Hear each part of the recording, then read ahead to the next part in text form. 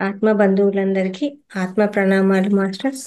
మాతృదేవోభవ, పితృదేవోభవ, ఆచార్య దేవోభవ. మనకు ఇంత చక్కటి ధ్యానాన్ని జ్ఞానాన్ని అందించినటువంటి బ్రహ్మర్షి పితామహ పత్రిజీ గారికి, స్వర్ణమాల అమ్మగారికి, సమస్త గురుమండలానికి, ఈ భూమాతకు, ప్రకృతి మాతకు, ఈ విశ్వానికి అందరికీ కూడా ఆత్మ నమస్కారాలండి. అలాగే మనకు ఈ జూమ్ సెషన్ అందించిన రంగనాథ్ సార్ గారికి కూడా ఆత్మ నమస్కారాలు. క్లాస్కు విచ్చేసిన మీ అందరికీ ఆత్మ నమస్కారాలు. ఫిబ్రవరి నెల మొదటి రోజు మన 365 రోజుల సెషన్లో మహావతార్ ఫౌండేషన్లో ఈరోజు మనకు 34వ రోజుకు చేరుకున్నామండి. అలాగే ఫిబ్రవరి నెలలో మొదటి రోజుకు చేరుకున్నాము. కొత్తగా ఎంతోమంది వచ్చి ఉంటారు కాబట్టి డే 1 క్లాస్గా వాళ్ళకు ఉంటుందండి ఈరోజు. అందరికీ కూడా క్లాస్కు స్వాగతం. అని మేడం గారికి కూడా క్లాస్కు స్వాగతం అండి. నమస్తే. ఈ మహావతార్ ఫౌండేషన్ గురించి నేను ఒక 2 నిమిషాలు మాట్లాడేసి మీరు క్లాస్ తీసుకోవాల్సిందిగా కోరుచున్నాను మేడం. నేను మాట్లాడతాను. ఈరోజు డే 1 క్లాసు ఫిబ్రవరి నెలలో కాబట్టి కొత్తగా తెలియని వాళ్ళకు పరిచయం చేసుకుంటూ ఆ తర్వాత మనం మొదలు పెట్టుకుందాము. ఓకేనండి. కొత్తగా ఎంతోమంది క్లాస్లో జాయిన్ అవుతూ ఉంటారు. మన మహావతార్ ఫౌండేషన్ గురించి కొంచెం ఇన్ఫర్మేషన్ నేను చెప్పి ఆ తర్వాత ఈరోజు సబ్జెక్ట్లోకి వెళ్దాము. ఈ మహావతార్ ఫౌండేషన్ అనేది 2009లో బ్రహ్మర్షి పితామహ పత్రిజీ గారి చేతుల మీదుగా స్థాపించబడిందండి. ఈ సంస్థ ఓనర్ వచ్చేసి రంగనాథ్ గారు. సార్ బెంగళూరులో ఉంటారు. ఆ, ముందు ఆఫ్లైన్ క్లాసులే సార్ నిర్వహించేవాళ్ళు. అలాగే ఎప్పుడైతే కరోనా వచ్చిందో ఆ టైం నుంచి జూమ్ సెషన్స్ అనేది స్టార్ట్ చేయడం జరిగింది. ఇది తెలుగు, హిందీ, కన్నడ, ఇంగ్లీష్ 4 భాషల్లోనూ ఈ జూమ్ సెషన్స్ అనేది జరుగుతుందండి. అలాగే తెలుగులో పొద్దున్నే 5 గంటలకును రాత్రి 9 గంటలకు కూడా చెప్పడం జరుగుతుంది. ఇంతవరకు 16 సెషన్లు, అంటే ఇప్పుడు 16వ బ్యాచ్ నడుస్తోందండి మనది. ఈ 16వ బ్యాచ్ మనం ఏం చేసేసామంటే 15వ బ్యాచ్ నుంచి 365 రోజుల సెషన్ అనేది దీన్ని మొదలు పెట్టడం జరిగింది జనవరి నుంచి. ఆ, రాత్రి సెషన్ అనేది అలా ఇది ఈ జనవరి నుంచి డిసెంబర్ 31 వరకు ఈ 365 రోజుల సెషన్ అనేది ఉంటుంది. ఇక్కడ మనకు సోమవారం నుంచి శుక్రవారం వరకు, అంటే సోమవారం నుంచి గురువారం వరకు మాస్టర్స్ రావడము, క్లాసులు చెప్పడము, మనకు ఆత్మజ్ఞానం అందించడము జరుగుతుంది. శుక్రవారం రోజు సమగ్ర జీవన శైలి అనే కాన్సెప్ట్ జరుగుతుందన్నమాట. అందులో మన జీవన విధానం ఎలా ఉండాలి, ఎలాంటి ఆహారం తీసుకోవాలి, ఎలాంటి ఆహారం మనం తీసుకోకూడదు, ఎలా జీవించాలి, వాడే పదార్థాలు కానీ మన జీవన విధానం కానీ ప్రతిదీ పొద్దున్నే మనము నిద్ర లేచినప్పటి నుంచి, అంటే నిద్ర లేచి మనం బ్రష్ చేసుకోవడంతో మొదలు పెడితే, అంటే ఆ బ్రష్ చేసుకునే పేస్ట్లో కూడా మనది కాదు, మన భారతీయత కాదు, అప్పుడు ఎలా ఉండేది, ఇప్పుడు ఎలా ఉంటున్నాము, అప్పుడు మొదలుపెట్టి రాత్రి నుంచి వాడే మనం ప్రతి ఐటెంలోనూ మన జీవన విధానము అనేది మర్చిపోయాము. ఎందుకంటే బ్రిటిషర్స్ వచ్చి అవన్నీ కూడా వాళ్ళ పద్ధతులకు మనం అలవాటైపోయి అన్నీ కూడా మారుతూ వచ్చేసాయి. దానికి పూర్తి మనము బా బా అంటే ఏమంటాము, పూర్తి మనం లొంగిపోయి ఉన్నాము అంతే, దాని మీద డిపెండ్ అయిపోయినాం. అలా ఉన్న వాతావరణం నుంచి అలా కాకుండా ఇప్పుడు మనం దాన్ని పూర్తిగా అంటే మార్చేయడం అనమాట. ఏమంటాము, అలా ఉండద్దండి. పొద్దున్నే మనం వేప పుల్ల కానీ లేదు పళ్ళ పొడి అలా ఉంది కదా, దాన్ని వాడండి. కెమికల్స్ ఫ్రీగా ఉండండి. ఆహారంలో కూడా తినకూడని పదార్థాలు ఏంటి, ఇవన్నీ కూడా సమగ్ర జీవన శైలి. ఇంకా ఆరోగ్యం కోసం ముద్రలు, ఆక్యుప్రెషర్ పాయింట్స్, అలాగే మర్మ థెరపీ గురించి, ఇట్లా ప్రతి ఈ విధానాన్ని కూడా, మూత్ర చికిత్స గురించి కానీ ఇట్లా ప్రతిదీ కూడా ఈ సమగ్ర జీవన శైలి అనే కార్యక్రమంలో మనం తెలియజేయడం జరుగుతుంది శుక్రవారం రోజు. శనివారం రోజు వచ్చేసి ఒక ప్రత్యేక కార్యక్రమం ఉంటుంది. మీరు వారం రోజులు వస్తూ ఉంటారు. ఎక్స్పీరియన్స్ ఎలా ఉంది అనేది ఒకటి, మీకు ఏమన్నా డౌట్స్ ఉంటే ఆ క్లారిటీ తీసుకోవడం ఒకటి, ఇంకొకటి మీలో ఏదైనా టాలెంట్ ఉందా, పాటలు పాడచ్చు, లేదా పుస్తకాలు బాగా చెప్పేది చదివేది ఉండొచ్చు, లేకపోతే కవితలు చెప్పేది ఉండొచ్చు, లేదా సంగీతంలో టాలెంట్ ఉండొచ్చు. మీలో ఏ టాలెంట్ ఉన్నా కూడా అందులో ఆ రోజు చూపించడం జరుగుతుంది. శుక్రవారం ఏమో సమగ్ర జీవన శైలి, శనివారం రోజు ప్రత్యేక కార్యక్రమం. ఇవి చెప్పడం జరుగుతుందండి. ఆదివారం రోజు ఆ, ఉదయం పూట విశ్వ స్వస్థ ధ్యానము, అంటే విశ్వమంతా కూడా సంపూర్ణ ఆరోగ్యంగా ఉండాలి అని ఆ, వరల్డ్ వెల్నెస్ మెడిటేషన్ అనేది చేయించడం జరుగుతుంది. ఇక్కడ అన్ని భాషల వాళ్ళు, అంటే తెలుగు, కన్నడ, హిందీ, ఇంగ్లీష్, ఈ 4 భాషల వాళ్ళు కూడా కలుస్తారు. అందరితో కలిసి పొద్దున్నే 6 నుంచి 7 వరకు ఈ మెడిటేషన్ ఉంటుంది. పౌర్ణమి రోజు కూడా రాత్రి సెషన్ మనకు ఉండదు, పౌర్ణమి కూడా మెడిటేషనే ఉంటుంది. ఇది మనకు మన మహావతార్ ఫౌండేషన్లో నిర్వహిస్తున్న కార్యక్రమాలు అన్నమాట. అలాగే కొత్త వాళ్ళు వచ్చింటారు, ఏమన్నా డౌట్స్ ఉంటాయి, అవి కూడా మనం శనివారం రోజు క్లారిటీ తీసుకోవచ్చు అన్నమాట. ఈరోజు మొదటి రోజు మనకు ధ్యానం అంటే ఏంటి, స్వాధ్యాయం అంటే ఏంటి, సజ్జన సాంగత్యం అంటే ఏంటి, ఈ విషయాలను మనకు తెలియజేయడానికి వాణి మేడం గారు క్లాస్లోకి వచ్చారనమాట. అయితే వాణి మేడం గారు ధ్యాన జగత్ అనే పత్రిక మనందరి దగ్గర ఉంటుందండి, మోస్ట్లీ చాలామంది తెప్పించుకుంటూ ఉంటారు. ఆ పత్రికలో ఎడిటర్గా ఉన్నారు మేడం గారు. 2004లోనే మేడం గారు ధ్యానంలోకి రావడం జరిగింది. తన 40 డేస్ మెడిటేషన్లోనే పూర్తిగా తను సంపూర్ణ ఆరోగ్యవంతురాలుగా మారడము, తనకు తెలుసుకున్న దాన్ని అందరికీ శాకాహార ర్యాలీలు కానీ, అలాగే ఏమంటాము ప్రచారం, ధ్యాన ప్రచారం కానీ అలా చేస్తూ ఇప్పుడు మనకు వస్తున్న పత్రికలో పూర్తిగా ఎన్నో విషయాలు మేడం గారి ద్వారా బయటికి రావడం జరుగుతుంది. అంటే ఇంగ్లీష్లో ఉంటాయండి అన్నీ, అన్నీ తెలుగులో ఉండవు. అలాంటివి కూడా ఎన్నో పుస్తకాలు, ఎన్నో మ్యాటర్స్ కూడా మేడం గారు ఎడిట్ చేసి చక్కగా దాన్ని తెలుగులోకి తీసుకొని వచ్చి మనందరికీ కూడా తెలియజేయడం జరుగుతుంది. అద్భుతమైన సేవలు అందిస్తున్నారండి ఆ రోజు నుంచి. అలాంటి మేడం గారు మన క్లాసుకు రావడము మన మహావతార్ ఫౌండేషన్ యొక్క గొప్పగా భావిస్తున్నాను, అదృష్టంగా. ఈరోజు మన క్లాస్కు రావడము, నేను మేడం గారిని ఎప్పటి నుంచో తీసుకురావాలి క్లాస్కు అని అనుకునేదాన్ని. ఇప్పుడు ఆ అవకాశం నాకు దొరికింది. అంత గొప్ప మేడం గారు ఈరోజు మన క్లాస్కు రావడం జరిగిందండి. అందరూ కూడా క్లాప్స్ తెలియజేస్తూ మేడం గారికి స్వాగతం పలకండి. నమస్తే మేడం, మీ క్లాస్కు స్వాగతం అండి. Thank you Lalitha madam. నా గురించి చక్కగా చెప్పినందుకు మెనీ మెనీ థ్యాంక్స్. మరి ధ్యానంలోకి రావడమే మన జీవితాలు ధన్యం చేసుకోవడము. So thank you very much.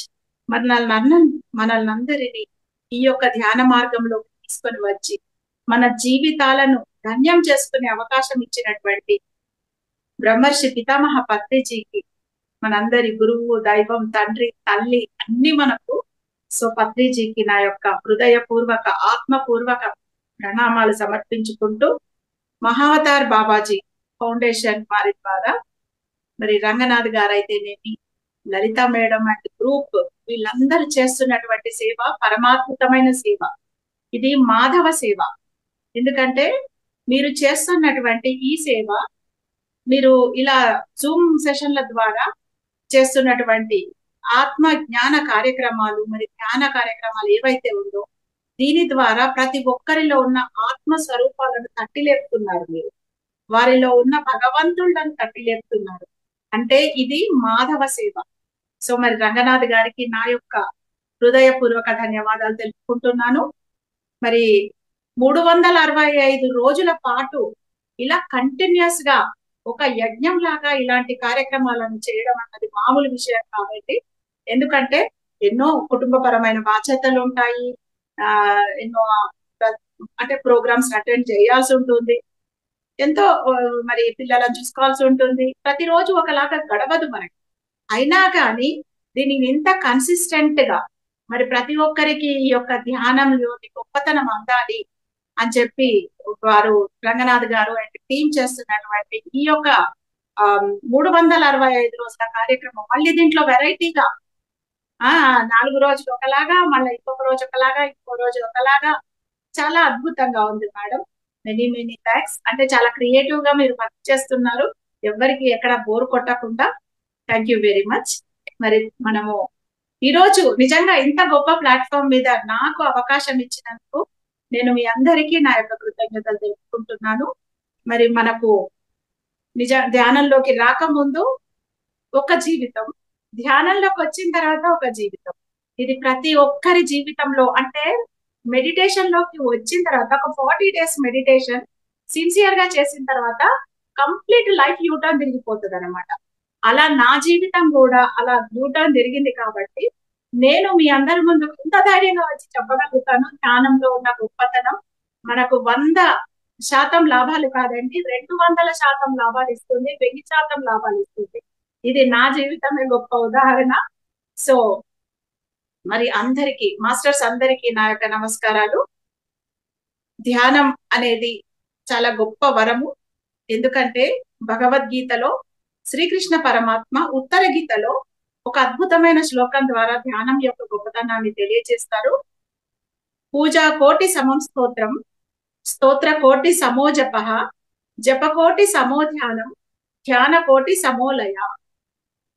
అంటే కోటి పూజలు చేస్తే ఒక స్తోత్రం తోటి సమానం. పూజా కోటి సమం స్తోత్రం అంటే మనము రోజొక్కసారి పూజ చేసుకుంటూ పోయినా సంవత్సరానికి 365 రోజులు 365 పూజలు చేసిన కోటి పూజలు చేయాలంటే కొన్ని వందల జన్మలు గడపాలి. అలా కొన్ని వందల జన్మల పాటు పూజలలో రకరకాల స్టేజెస్.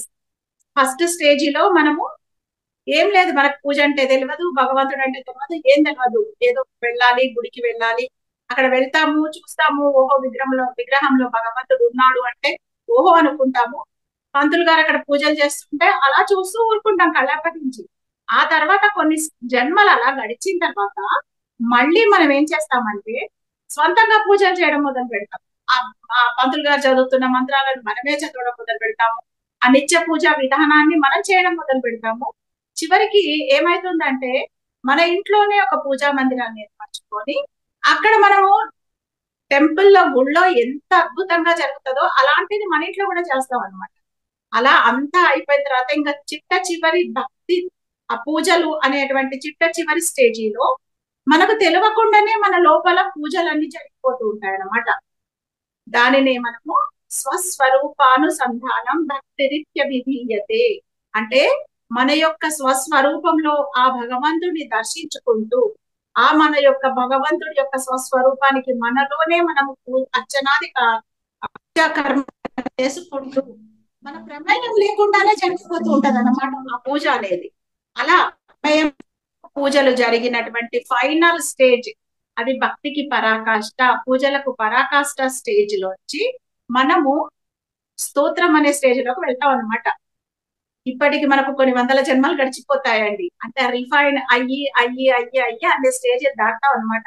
అప్పుడు గాని మనకు ఒక స్తోత్రము అనే ఒక స్టేజ్ లోకి వెళ్తాం మనం. ఆ స్తోత్రం అనే స్టేజీలో స్తోత్రము అంటే స్తుతించడం. ఎవరిని స్తుతించడం? ఇక్కడ పూజలు అనే స్టేజ్ లో మనము భగవంతుడిని గుర్తించాం. ఎవరు భగవంతుడు?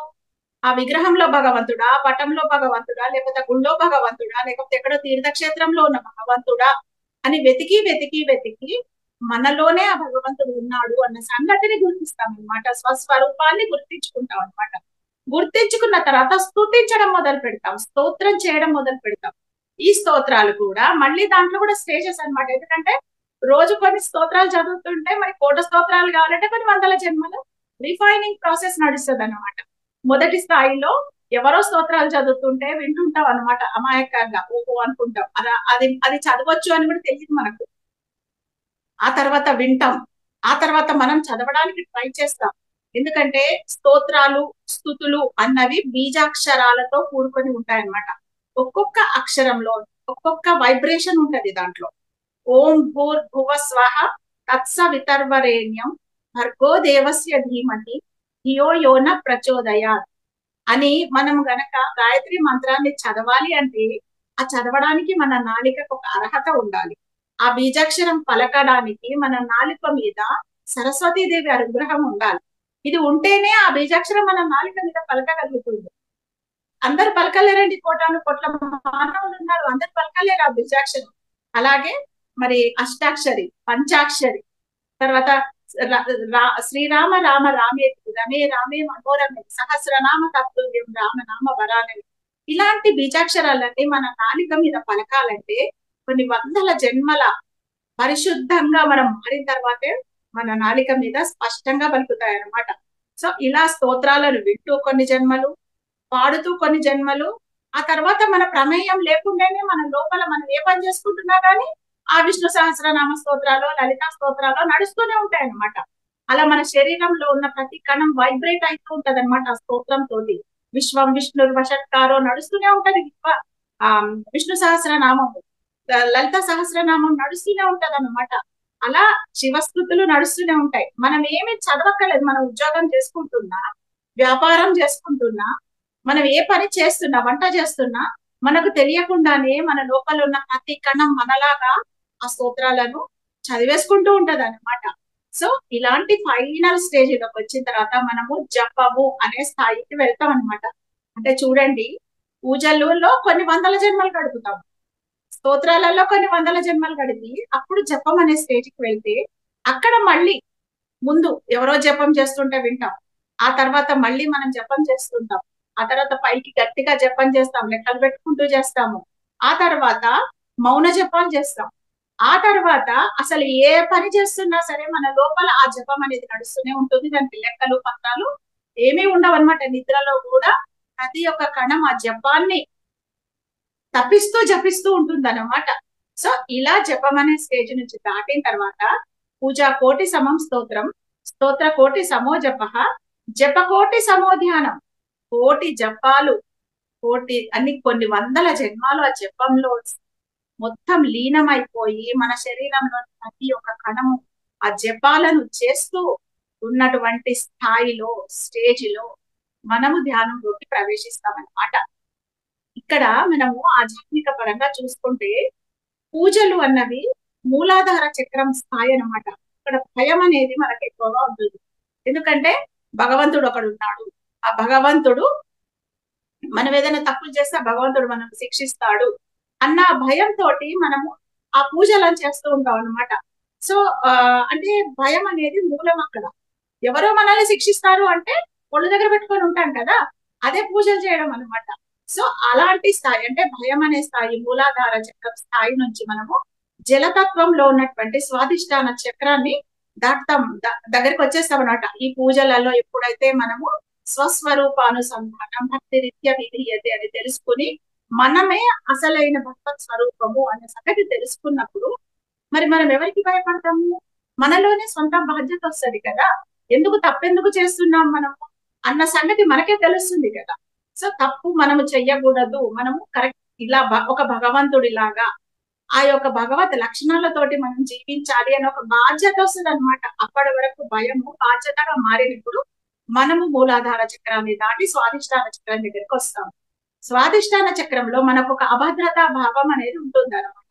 అంటే ఈ రేపు ఏమైతుందో, ఎల్లుండి ఎట్లుంటదో, ఈ రోజు బాగానే ఉంది కానీ రేపటి సంగతి ఏంటో అనే ఒక తెలివని ఒక అభద్రతా భావం అనేది ఉంటుంది అనమాట.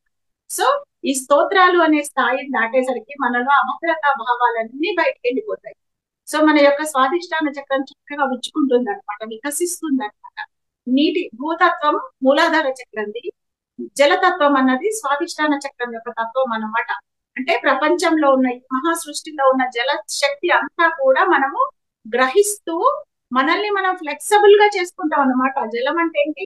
ఫ్లెక్సిబిలిటీ. ఎక్కడికంటే అక్కడికి ప్రవహిస్తూ ఉంటుంది. కుండలో పోస్తే కుండ షేప్ వస్తుంది, బకెట్ లో పోస్తే బకెట్ షేప్ వస్తుంది, సీసాలో పోస్తే సీసా షేప్ వస్తుంది అనమాట. అంటే మనం కూడా ఎక్కడ ఎలా ఉండాలో అక్కడ ఉండడం నేర్చుకుంటాం అనమాట.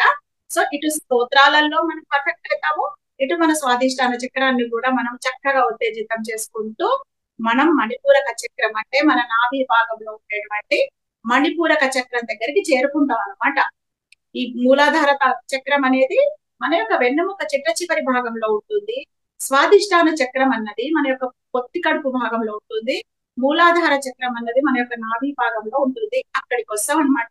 అక్కడ మన లోపల ఉన్నటువంటి సకల అహంకారాలు, నేను, నాది అన్న అహంకారం అంతా పోయి నేను ఈ మహావిశ్వంలో ఒక భాగాన్ని, అంతా నేనే, నాలోనే అంతా ఉంది, అంతా మనమే, నేను నాది అన్నది పోయి మనము అన్నటువంటి భావనలు మనలోకి వచ్చినప్పుడు మన యొక్క అగ్నితత్వంతో నిండినటువంటి మణిపూరక చక్రం చక్కగా వికసిస్తుంది. జపాలు తప్పించిపోతాం అనమాట. జపం తోటి మన యొక్క శరీరాన్ని తప్పుప చేసుకుంటూ మనము ఆ యొక్క అదే మన మణిపూరక చక్రాన్ని చక్కగా దాటుకోగలుగుతాం అన్నమాట. ఈ మూడు కూడా క్రింది స్థాయి చక్రాలు అంటారు. ఇవన్నీ ప్రపంచంతో కలిసి ఉన్నటువంటి చక్రాలు అన్నమాట. అంటే మనం ప్రపంచంలో అందరితోటి కలిసి ఉన్నప్పుడు ఎలా ఉండాలి అని తెలియజేసే చక్రాలు అన్నమాట. భయాన్ని వదిలిపెట్టేయాలి, అభద్రతా భావాన్ని వదిలిపెట్టేయాలి, ఇతరుల మీద అధికారం చూపించాలి అన్నటువంటి తత్వాన్ని వదిలిపెట్టేసి మనం ఈ ప్రపంచంలో చక్కగా జీవిస్తే మనం హాయిగా ఉంటాము, మనతో పాటు అందరూ హాయిగా ఉంటారన్నమాట. సో ఈ 3 చక్రాల స్థాయిని దాటిన తర్వాత పైన ఉన్నవన్నీ కూడా ఉన్నత లోక చక్రాలు అన్నమాట. ఇవన్నీ భూస్తత్వానికి సంబంధించిన చక్రాలు. ప్రపంచానికి సంబంధించిన చక్రాలు అయితే మన మణిపూరక చక్రాన్ని దాటిన స్థాయిలన్నీ కూడా ఆధ్యాత్మిక లోకాలకు సంబంధించిన చక్రాలు అన్నమాట. అవన్నీ ఉన్నత స్థాయికి సంబంధించి. సో అక్కడ మనం ఏం చేస్తాము అంటే హృదయ భాగంలో ఉన్నటువంటి అనాహత చక్రం దగ్గరికి వస్తాం అన్నమాట. హృదయ భాగంలో ఉన్న అనాహత చక్రం అనేది ప్రేమ తత్వంతో నిండి ఉంటుంది. ఇక్కడ మనం ఏం చేసాము?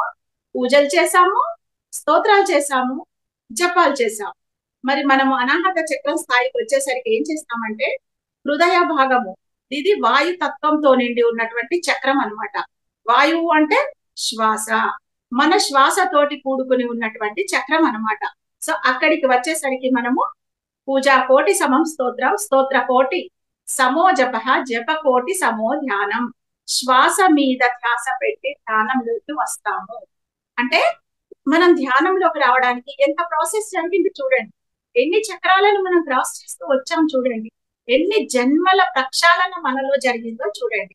కనుక నేను ఈరోజు మన క్లాస్ కి అటెండ్ అయిన కొత్త వాళ్ళందరికీ చెప్పేది ఏమిటంటే, మీరు ఈ రోజు ఈ క్లాస్ అటెండ్ అయ్యారు అంటే అదేదో ఆషామాషిగా టైం పాస్ గా వచ్చిన వ్యవహారం కాదండి. ఎన్నో జన్మల ప్రక్షాళన వల్ల మీరు ఈ రోజు ధ్యానంలోకి వచ్చి ఈ యొక్క ధ్యాన క్లాస్ లో మీరు పాల్గొంటున్నారు.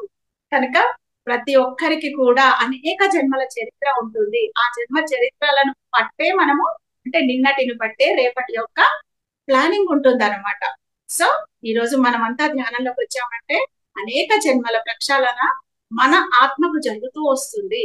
సో ఎప్పుడైతే మనము అనాహత చక్రం స్థాయికి వస్తామో ధ్యానంలోకి వెళ్తాం అనమాట.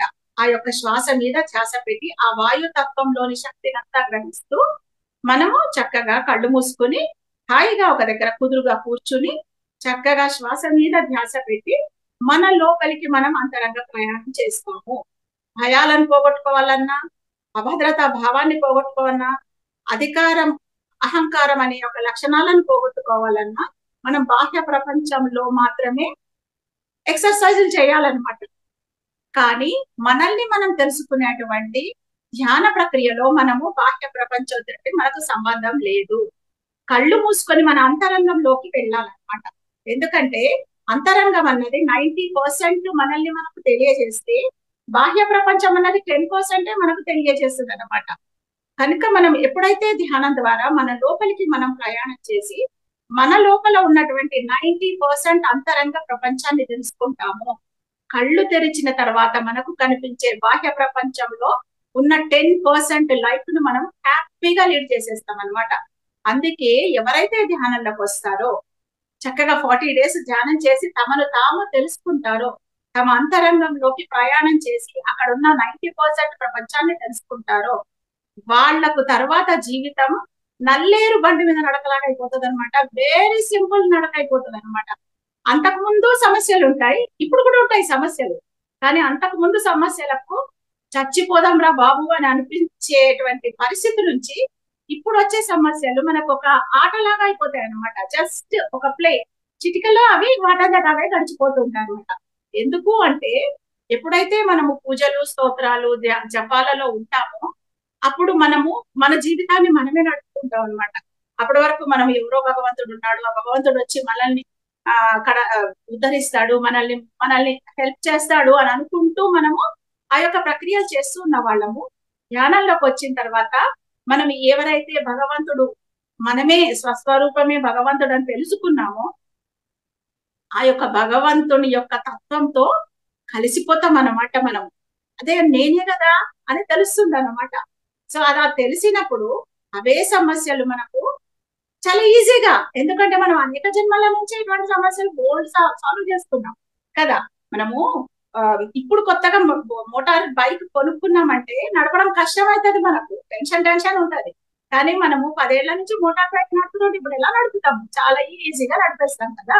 సో రోడ్ ఎక్కాలంటే భయము అవన్నీ ఇప్పుడు ఉంటాయి మనకు. 10 years నుంచి మోటార్ బైక్ నడిపే వాళ్ళకి ఏముంటది, హాయిగా చోళ్ళలో పాటలు పెట్టుకొని నడిపేస్తాం అనమాట. సో అలాగే జీవితం కూడా ఈ యొక్క ఇన్ని జన్మల యొక్క జ్ఞానం అంతా మనకు వచ్చేస్తుంది అనమాట మనకు. ఎందుకంటే మనము మన లోపల అంతరంగ ప్రపంచంలో ఉన్నటువంటి మనల్ని మనం కలుసుకున్నప్పుడు మన యొక్క శక్తులన్నీ మనకు వచ్చేస్తాయి. మన యొక్క జ్ఞాన భండాగారం అంతా మనకు తెలిసిపోతుంది. సో మనము మన ఏటీఎం లో మన యొక్క బ్యాంక్ అకౌంట్ లో ₹1,00,00,000 ఉన్నాయండి, కానీ మనం పిన్ మర్చిపోయినాం, ఏటీఎం దాంట్లో ఉండే పాస్వర్డ్ మర్చిపోయాం.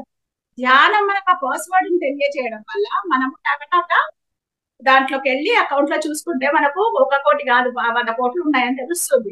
100 కోట్లు ఉన్నాయని తెలిసినప్పుడు మన యొక్క ఆ ఎట్లా ఉంటుంది మనకు, మనం కోటీశ్వర్ల లాగా మనం ఉంటాం కదా.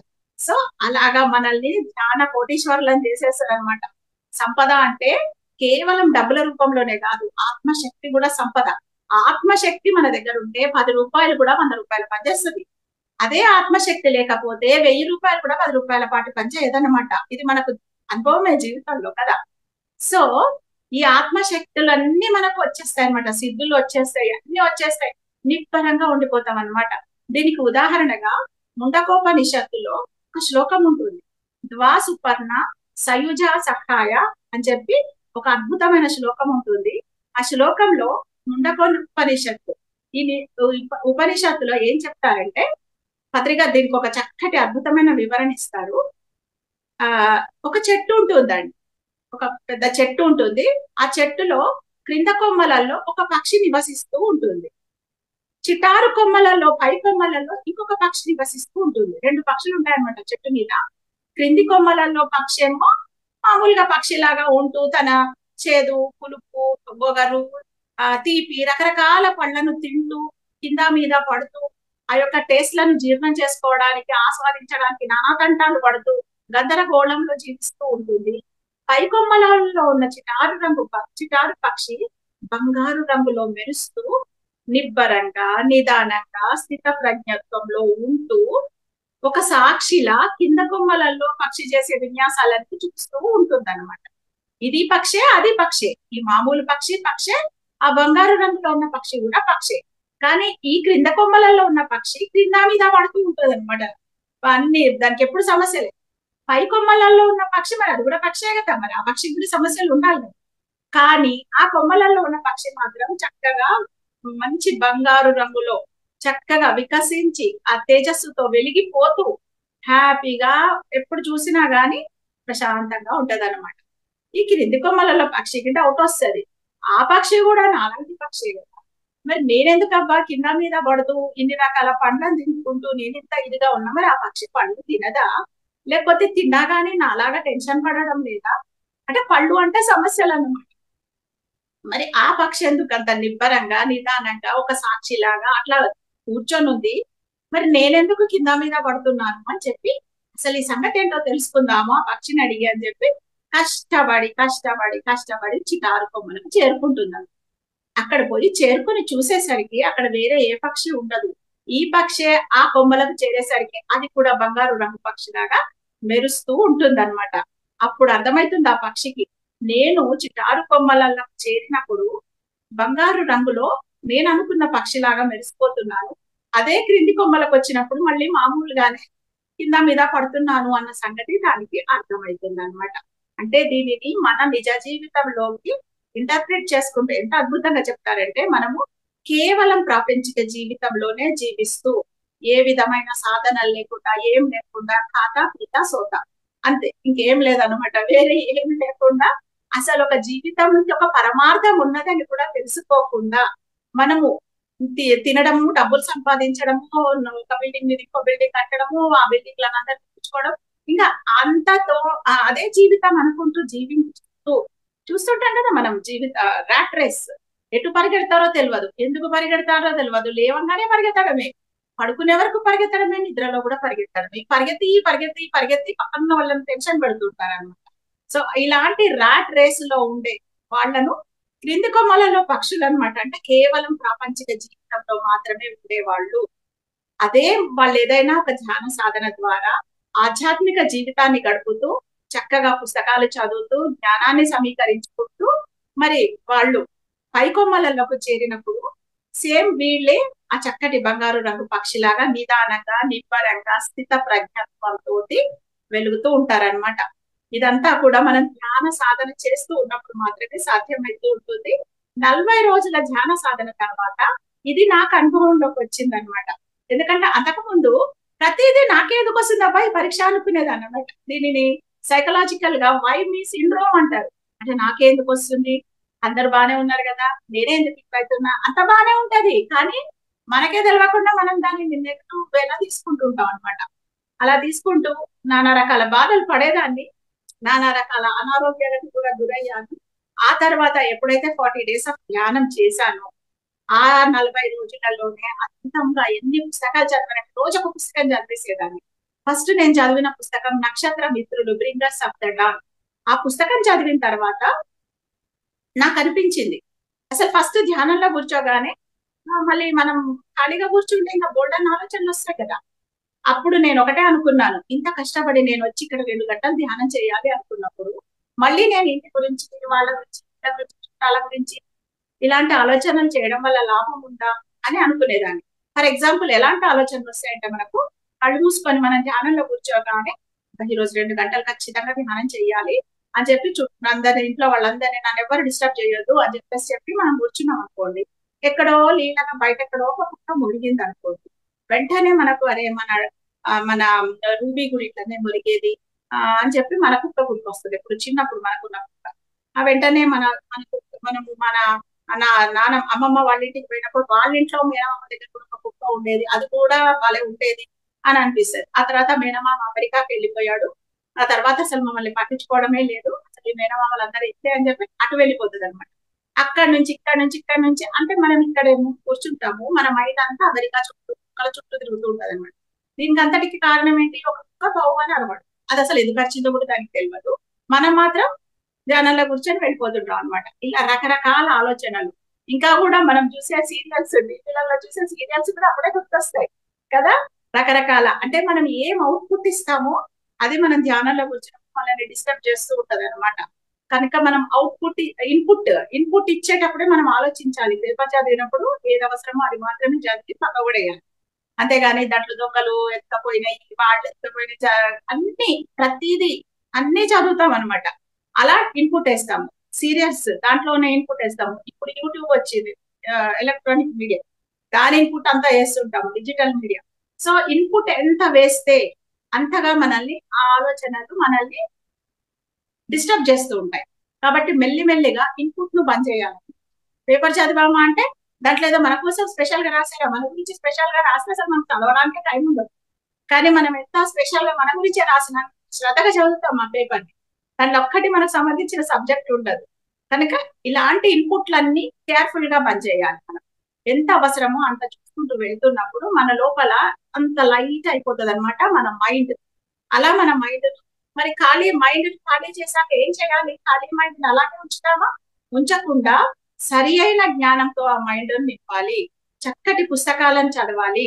మరి మనం ఇల్లు జనరల్ గా 2 BHK 3 BHK 4 BHK విల్లాలు కట్టుకుంటామంటే 4 కోట్లు పెట్టి. కానీ మరి దాంట్లో బెడ్రూమ్, హాల్, కిచెనే ఉంది. కానీ కిచెన్ ఎందుకు, మన శరీరాన్ని పోషించడానికి. ఓకే, దాంట్లో ఒక పెద్ద టీవీ పెడతాం, 75 ఇంచుల టీవీ, అదెందుకు, మన మనసుని ఆహ్లాదంగా ఉంచడానికి. మరి మన ఆత్మను పోషించేది ఎవరు, మన ఆత్మ ఎలా పోషించబడుతుంది, మనం చేసే ధ్యాన సాధన వల్ల, మరి మనం చదివే స్వాధ్యాయ గ్రంథాల వల్ల మన ఆత్మ పోషించబడుతూ ఉంటుంది. కనుక మన ఆత్మ కోసం ఒక లైబ్రరీ ప్రతి ఇంట్లో కూడా మనం ఎస్టాబ్లిష్ చేసుకోవాలి. ఆ లైబ్రరీలో మనము రకరకాల పుస్తకాలను ఉంచాలి. మరి గ్రంథాలు ఉంటాయి, ఎంతో మంది గురువుల జీవిత చరిత్రలకు సంబంధించిన గ్రంథాలు ఉంటాయి.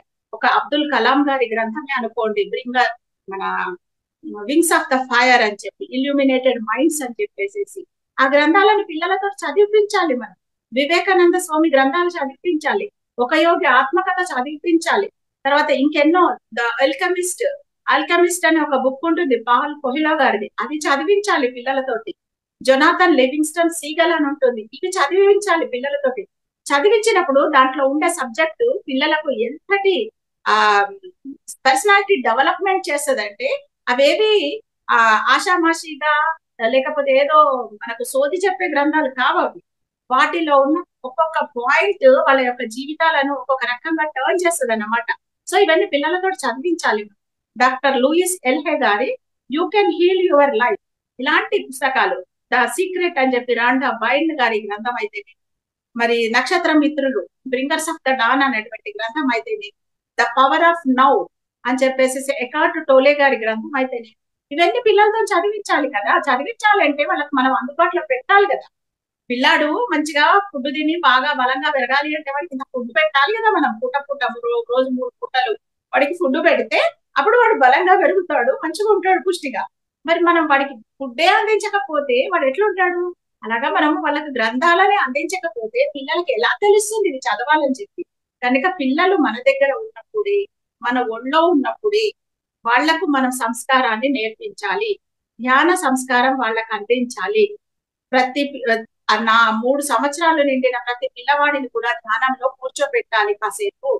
అందుకోసం ఏం చేయాలంటే తల్లిదండ్రులు వాళ్ళ ఇంట్లో ఒక ఫ్యామిలీ మెడిటేషన్ అవర్ అనేది పెట్టాలి. పెట్టి ఆ టైంలో ఇంట్లో ఉన్న 4-5 కంపల్సరీ కూర్చోవాలి అని చెప్పి ఒక నియమం పెట్టుకోవాలి వాళ్ళంతా. మేము అలాగే పెట్టుకున్నాం అనమాట. ఇప్పటికీ మా పిల్లలు అందరు ఆస్ట్రేలియాలో, ఇంగ్లాండ్ లో సెటిల్ అయిపోయారు పిల్లలు. కానీ వాళ్ళు ఇప్పటికీ చెప్తారు, మనం అందరం కలిసి చేసిన ఆ మెడిటేషన్ ఆ యూనిటీ గుర్తొచ్చినప్పుడు మాకు ఇప్పటికి కూడా ధైర్యం వస్తుంది మమ్మీ అని చెప్తుంటారు అనమాట. సో అంటే పిల్లలకు అలాంటి ఒక బాండింగ్ అనేది మనము ఏర్పరచగలగాలన్నమాట. నువ్వు చేయకపో ధ్యానం, యు హ్యావ్ టు కమ్, ఆ సర్కిల్లో నువ్వు ఉండాలి అని చెప్పి వాళ్ళకి చెప్పాలి. లైబ్రరీ అంతా కూడా పుస్తకాలతోటి నింపాలి. ఎందుకంటే మనకు library is very very important. మరి ఈ రోజు నవీన ఆధ్యాత్మికతకు సంబంధించినటువంటి ఎంతో సమాచారం మనకు పిరమిడ్ స్పిరిచువల్ సొసైటీస్ మూవ్మెంట్ లో అనువాదం చేయబడి అందించబడుతున్నాయి అనేక గ్రంథాలు. మరి ఒక పెళ్లి కావాల్సిన ఆడపిల్లకు ది అన్టోల్డ్ స్టోరీ ఆఫ్ సీతాయనం అనే గ్రంథం చదివిస్తే ఆ అమ్మాయి ఎంత ధైర్యంగా వెళ్ళి కాపురం తీసుకుంటది. తర్వాత ఒక రుక్మిణీదేవి యొక్క పుస్తకము ఆల్రెడీ మనం ధ్యాన జగత్తులో మనం సీరియల్ లాగా ఇచ్చాం ట్రాన్స్లేట్ చేసి, Rukmini and the turning of the time అని చెప్పేసి టీనా మెరియం గారి పుస్తకం. ఆ పుస్తకం చదివితే కర్మ సిద్ధాంతం ఎంత అద్భుతంగా అర్థమవుతుంది ఆ అమ్మాయికి. అర్థమయ్యి అసలు తను ఎందుకు ఒక ఫ్యామిలీ లైఫ్ లో ఎంత అవుతుందో తెలుస్తుంది. ఆత్మాయణం రిచెల్లు గారి పుస్తకం చదివినప్పుడు ఆత్మస్థితులను గురించి తెలుస్తూ అసలు ఎందుకు తను ఒక కుటుంబాన్ని ప్లాన్ చేసుకొని వచ్చింది, ఈ కుటుంబాన్ని ఎవరు ప్లాన్ చేశారు, ఇవన్నీ విషయాలు అర్థమైనప్పుడు ఆ అమ్మాయి రేపు పెళ్లి చేసుకొని అత్తవారింటికి వెళ్ళినప్పుడు అత్తగారిని ఎంత చక్కగా అత్తగారితో ఎంత చక్కగా కలిసిమెలిసి ఉంటది, తన ఆడపడుచులతోటి మరుదులతోటి తోబుట్టువులలాగా ఎంత చక్కగా ఉండగలుగుతుంది. మరి ఇవన్నీ తల్లి నేర్పించాలి కదా. అలాగే కొడుకుకు కూడా తల్లి నేర్పించాలి. అక్కడ నేర్పించి ఆ పెళ్లి కావలసిన అబ్బాయికి ఆమె ఆత్మ జ్ఞానాన్ని అంతా అక్కడ అందించాలి. చిన్నప్పటి నుంచే వాళ్ళని శాకాహారుల్లాగా పెంచగలగాలి. ఇది బ్రహ్మచర్యం అంటే. అంటే ప్రతి ఒక్క జీవిలో, ప్రతి ఒక్క ప్రాణిలో కూడా బ్రహ్మ తత్వాన్ని, ఆ భగవంతుడి తత్వాన్ని తెలుసుకుని చరించేలాగా వాళ్ళను పెంచాలి. చిన్నప్పుడు ఇవన్నీ గురుకులాలలో చేసేవాళ్ళు గురువులు. కానీ మరి ఇప్పుడు గురుకులాలు లేవు కాబట్టి ప్రతి ఇల్లు ఒక గురుకులం కావాలి. ప్రతి తల్లి కూడా ఒక మునిలాగా, ఒక ఋషిలాగా తన పిల్లలను పెంచగలగాలి. ఈ యొక్క జ్ఞానాన్ని అంతా వాళ్ళకి అందించి బ్రహ్మచారుల్లాగా వాళ్ళను పెంచాలి.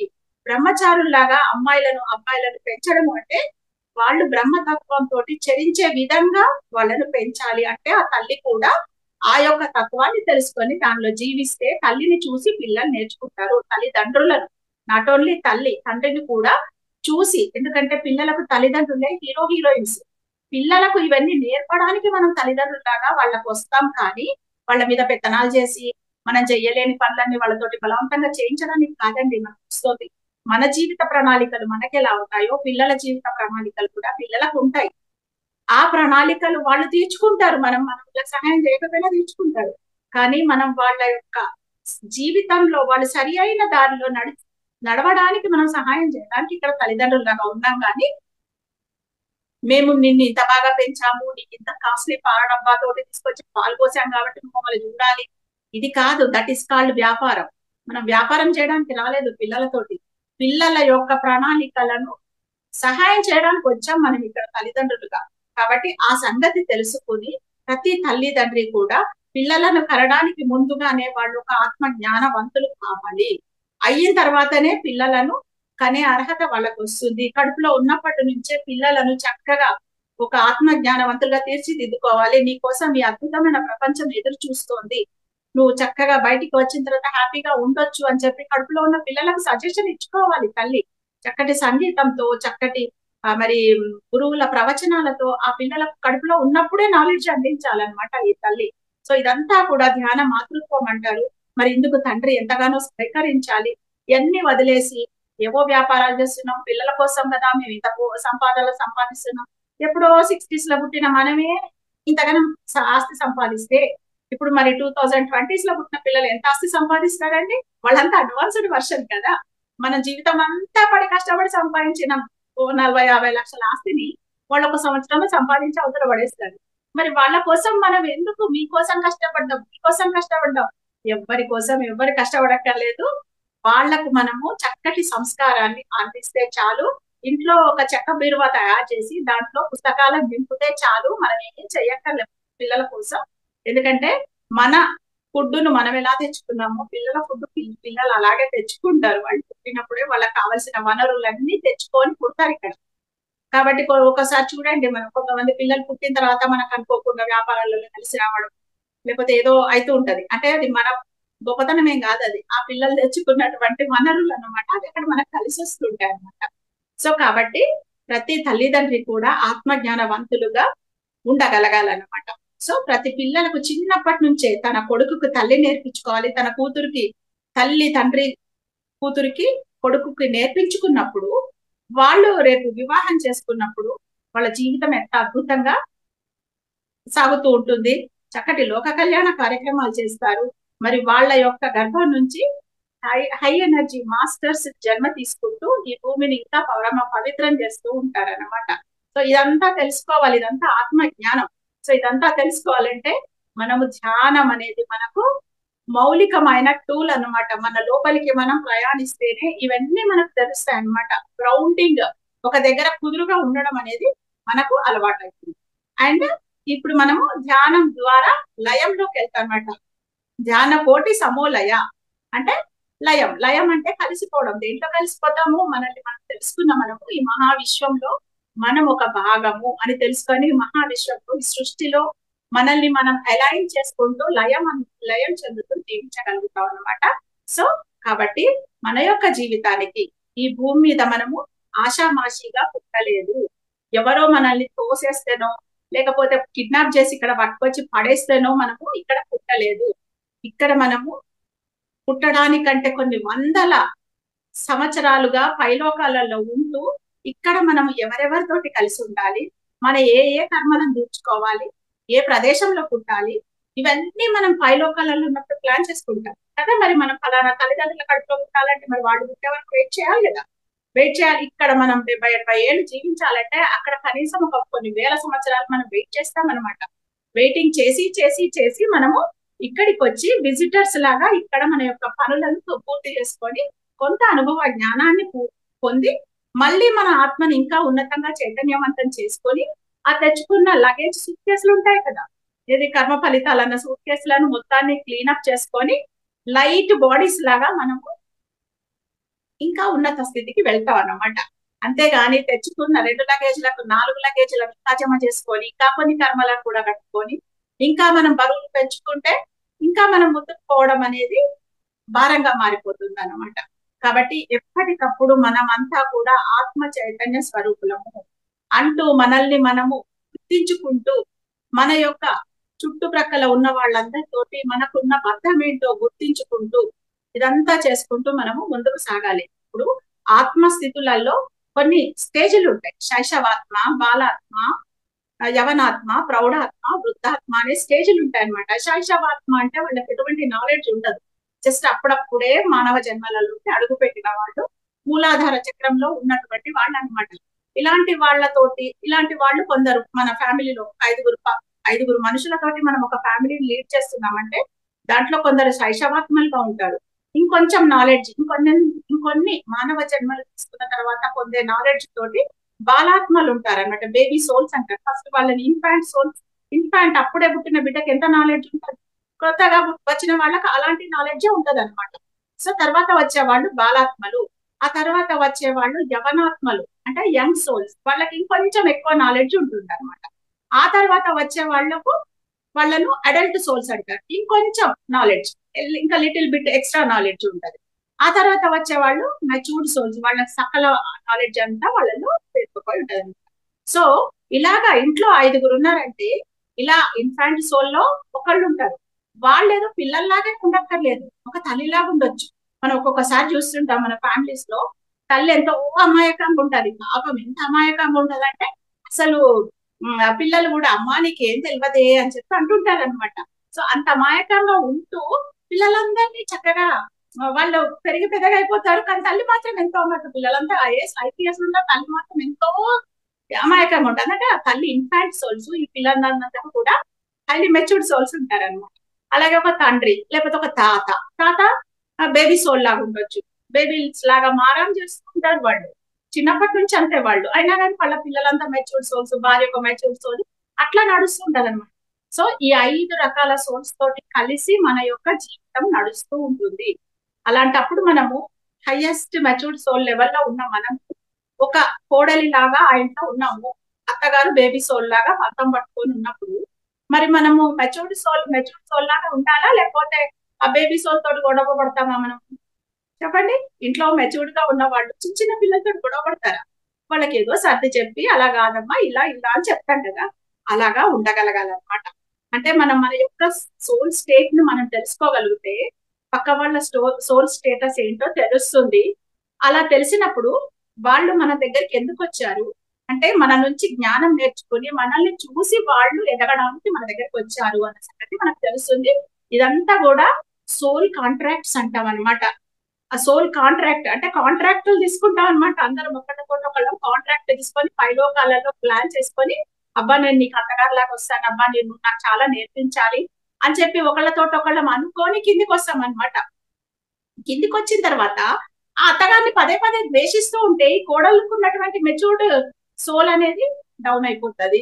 అత్తగా అంటే నువ్వెంత దీంట్లో కూడా ఒక ఓర్పును సహనాన్ని చూపిస్తూ అక్కడ ఉన్నప్పుడు అత్తగారు నేర్చుకుంటారా నేర్చుకోదా, అదే ఇంత ఓర్పుగా ఉండాలా, నా కోడలు ఎంత ఇదిగా ఉంది అన్న సంగతి నేర్చుకొని ఆ అత్తగారు ఆ సహనము ఆ పేషెన్స్ అనేది నేర్చుకొని ఆమె ఎదుగుతుంది కదా, అందుకొస్తుంది అనమాట.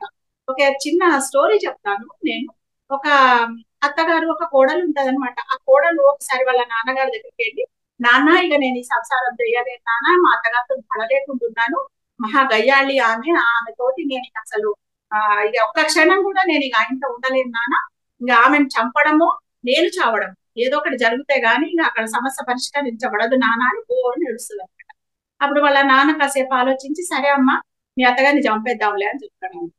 అనగానే ఈ అమ్మాయి ఏడ్చి అమ్మాయి ఆగి అదేంటి నాన్న అట్లా అంటున్నావు అంటే అవును ఆమెను చంపేద్దాంలే, ఇంకా నువ్వేం బాధపడకు, నాకు ఒక ఫ్రెండ్ ఉన్నాడు ఆయుర్వేదిక్ డాక్టర్, ఆయనను అడిగి నేను మెడిసిన్ తీసుకొచ్చి ఇస్తా నీకు, అదేంటంటే స్లో పాయిజన్ లాగా చేసి వాళ్ళని చంపేస్తుంది. ఎందుకంటే ఇప్పుడు ఆమెను చంపి మనం చంపడానికి మనం ఏదైనా ప్లాన్ చేసుకొని ఏదైనా చేస్తే మళ్ళీ మనం ఎదుర్కొంటాం కదా, దానికంటే మెల్లిగా స్లో పాయిజన్ లాగా చేస్తే ఎవరికి డౌట్ రాదమ్మా, కాబట్టి నా ఫ్రెండ్ని అడిగి నేను ఆ స్లో పాయిజన్ మెడిసిన్ తీసుకొచ్చి ఇస్తా, నువ్వేం చేయాలంటే ప్రతిరోజు కొంచెం కొంచెం కొంచెం కొంచెం మీ అత్తగారికి ఫుడ్ లోనో దేంట్లోనో కలిపి తినిపిస్తూ ఉండు.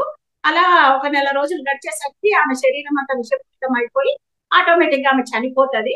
కాబట్టి ఏదో అనారోగ్యంతో పోయిందని చెప్పి అందరు అనుకుంటారు. సో కనుక కాకపోతే ఒకటమ్మ జాగ్రత్తగా ఉండు, నువ్వు ఈ నెల రోజులు మీ అత్తగారితో కాస్త ప్రేమగా ఉండు, ఇంకా ఆమె ఏమన్నా సరే పట్టించుకోకు, ఆమె తిట్టినా ఏమన్నా పట్టించుకోకు, ఎందుకంటే ఎలాగో నెల రోజుల తర్వాత నీదే రాజ్యం కాబట్టి ఇంకా నువ్వేం టెన్షన్ పడకు, చూడు కోడలు చక్కగా మంచిగా చూసుకుంది అత్తగారు అన్న పేరు కూడా వస్తుంది నీకు, కాకపోతే ఈ స్లో పాయిజన్ మాత్రం చాలా కేర్ఫుల్ గా మాత్రం ఆమె ప్రతిరోజు తినిపిస్తుండు అని చెప్తాడు. అంటే సరే నాన్న అని చెప్పి కళ్ళు తుడుచుకొని వాళ్ళ నాన్న వాళ్ళ ఫ్రెండ్ డాక్టర్ ఆయుర్వేదిక్ డాక్టర్ దగ్గర నుంచి తెచ్చిచ్చిన మెడిసిన్ ని తీసుకొని ఇంటికి వెళ్ళి ప్రతిరోజు కొంచెం కొంచెం అత్తగారికి ఆ స్లో పాయిజన్ ని ఫుడ్ లో పెట్టి ఇస్తూ ఉంటది అనమాట. ఇస్తూ ఇంకా సరే వాళ్ళ నాన్న చెప్పాడు కదా, మరి నీ మీద అనుమానం రాకుండా ఉండాలంటే కాదు బాగుండు అని చెప్పేసేసి అత్తయ్య అత్తయ్య అనుకుంటూ ఆమెతో ప్రేమగా ఉంటూ యావత్ రోజు ఇక ఏముంది లేక 20 రోజులలో ఆ 20 రోజులలో ఆమె చనిపోతుంది, లేకపోతే 10 రోజులలో చనిపోతుంది అనుకుంటూ ఆమె సంతోషంగా అన్ని పెడుతూ ఉంటది. ఈ లోపల అత్తగారు తిడుతూనే ఉంటది అనమాట. కానీ ఈమె మాత్రం ఎలాంటి రెస్పాండ్ కాకుండా పర్వాలేదులే ఆమె అంటే అన్నదిలే అని నవ్వుతూ ఆమెను హ్యాండిల్ చేస్తుంటది అనమాట. ఇలా ఒక 10 రోజులు గడిచిన తర్వాత అత్తగారికి డౌట్ వస్తుంది, ఏంటి నేను ఇన్ని తిడుతున్నా గానీ ఇదివరకు తెగ కొట్లాడేది ఇప్పుడు ఈ పిల్ల ఏంటి ఇట్లా అంటుంది అని చెప్పి అలా పరిశీలించి ఈ అమ్మాయి మంచిదే, నేనే అనవసరంగా ఈ పిల్లని తిడుతున్నా, పాపం వాళ్ళ వాళ్ళందరిని వదులుకొని నా ఇంటికి వస్తే నేను ఇంత తిట్టొచ్చా ఈ అమ్మాయిని, ఎంత తిట్టినా ఈ పిల్ల పాపం చూడు ఎంత నవ్వుకుంటూ ఉంటుందో, ఈ అమ్మాయిని ఇట్లా తిట్టకూడదబ్బా నాకు పాపం తగ్గుతుంది అని చెప్పి అప్పటి నుంచి ఆమె కూడా మంచిగా ఉండడం మొదలు పెడతారు. అలా నెల రోజులు గడిచేసరికి ఆ అత్తగారు కూడా చక్కగా ఈ అమ్మాయిని ప్రేమగా చూసుకోవడం మొదలవుతుంది అనమాట. అయ్యేసరికి ఈమెలో పశ్చాత్తాపం వస్తుంది, అదే నిజంగా మా అత్తగారు మంచిదే, మరి నేను కూడా ఉల్టా కొట్లాడడం వల్లనే కదా ఆమె కొట్లాడి నేను కొట్లాడి ఇది జరిగింది ఇన్ని రోజులు, ఇప్పుడు నేను ఇంత మంచి ఆమెను ఎందుకు చంపదలుచుకున్నాను అని చెప్పి మళ్ళీ వాళ్ళ ఫాదర్ దగ్గరికి పరిగెత్తుకుంటూ వెళ్ళి బోరు ఏడుస్తుంది, నాన్న ఆమె నాకు తల్లి కాదు నాన్న, ఆమె నాకు అత్తగారు కాదు నాన్న, నాకు తల్లి లాంటిది నాన్న, నేను అనవసరంగా నా చేతులతోటి ఆమెను చంపుదాం అనుకున్నాను నాన్న, ఏమన్నా చేసి నాకు ఆమె విషయానికి విరుగుడు తెచ్చి ఆమె నేను కాపాడుకోవాలి, నేను జీవితాంతం ఆమె నేను పూజించుకోవాలి నాన్న, ఆమె చాలా మంచిది నాన్న అది అని చెప్పి మళ్ళా ఏడుకోదు.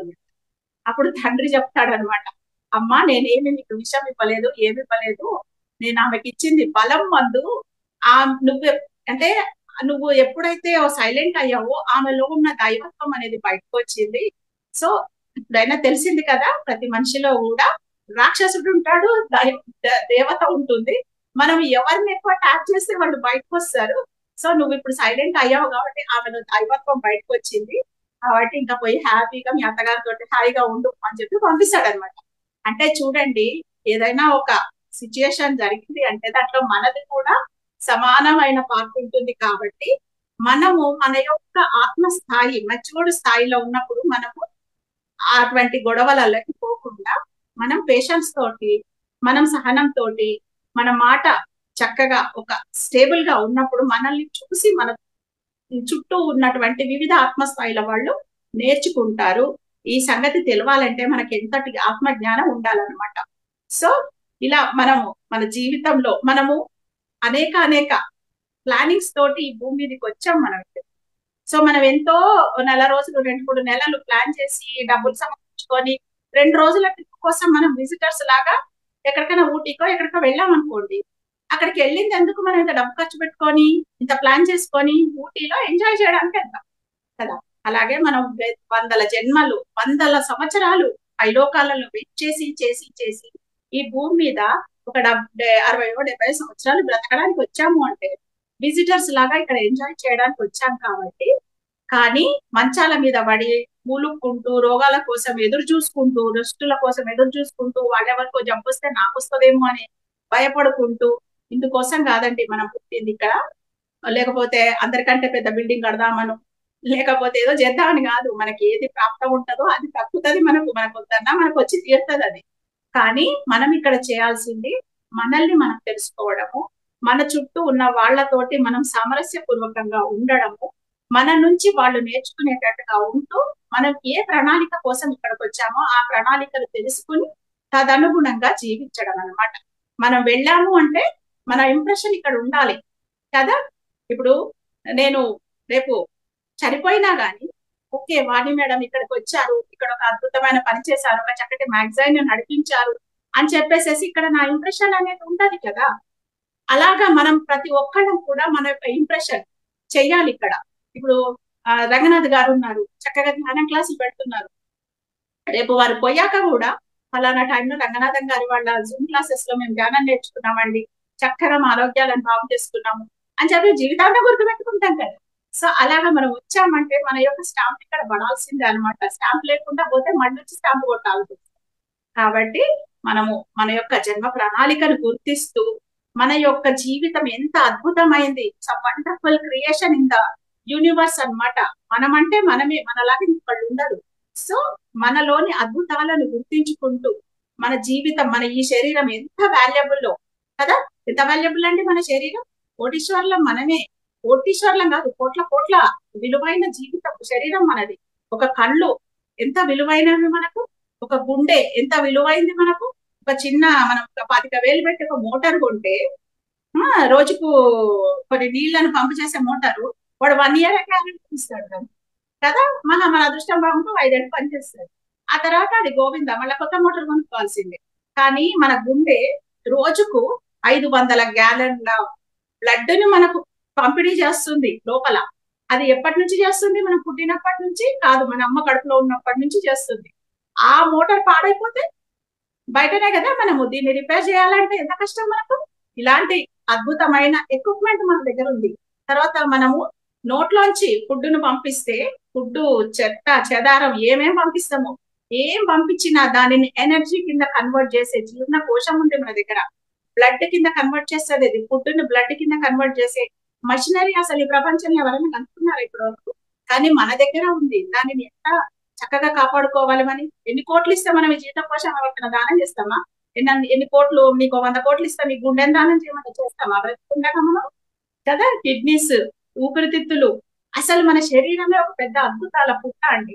సో ఈ శరీరం యొక్క గొప్పతనాన్ని గుర్తించుకొని దీనిని ప్రతిరోజు ప్రేమించుకోవాలి, గౌరవించుకోవాలి. మట్టి ముద్దే కదా ఇటువంటి ఆ విధంగా మాటలు మాట్లాడద్దు అన్నమాట. వైరాగ్యం మాటలు మాట్లాడద్దు. జీవితం అంటే వైరాగ్యం కాదు, వైభోగం అన్న సంగతి తెలుసుకొని మనల్ని మనం పర్ఫెక్ట్ గా ఉంచుకుంటూ, మన మాటలు పర్ఫెక్ట్ గా ఉంచుకుంటూ, మన యొక్క ప్రవర్తనను పర్ఫెక్ట్ గా ఉంచుకుంటూ, పర్ఫెక్ట్ గా అంటే ఏంటి? మనల్ని మనం బాధ పెట్టుకోకుండా ఎదుటి వాళ్ళను బాధ కలిగించకోకుండా ఉండగలిగే విధంగా మనం ఉండాలంటే మనతోటి మనం గ్రౌండెడ్ గా కలిసి ఉండాలి. మన ఆత్మ తోటి మనం కలిసి ఉన్నప్పుడు అందరిలో ఉన్న ఆత్మశక్తిని మనం గౌరవించగలుగుతాము. అందరిలో ఉన్న ఆత్మశక్తి తోటి కనెక్ట్ కాగలుగుతాం అన్నమాట. సో జీవితానికి ధ్యానం ఎంతో ముఖ్యమండి.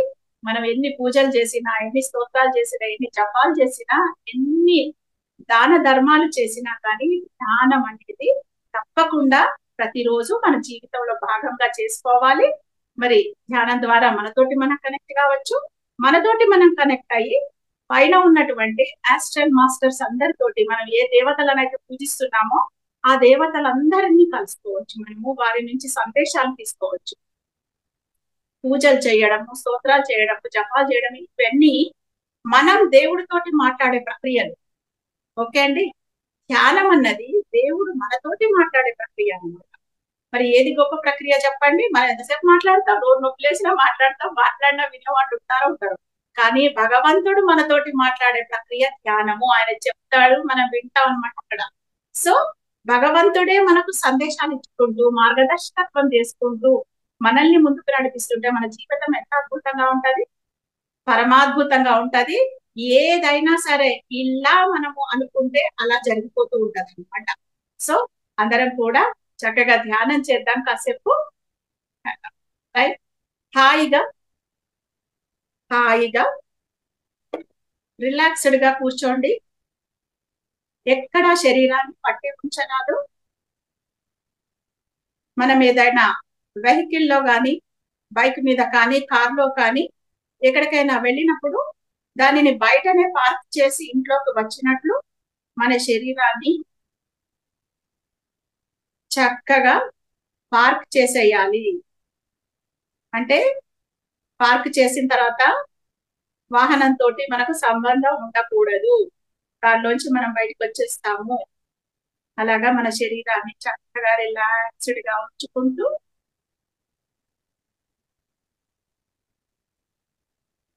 శరీరంలో ఏ భాగాన్ని కూడా పట్టి ఉంచరాదు. చక్కటి చిరునవ్వు ముఖంపై వెలుగుతూ ఉండగా రిలాక్స్ రిలాక్స్ రిలాక్స్. చేతులు 2 వేళ్లలో పెట్టి కాళ్ళు 2 క్రాస్ చేసుకుని జస్ట్ రిలాక్స్. శరీరాన్ని వదిలేయండి.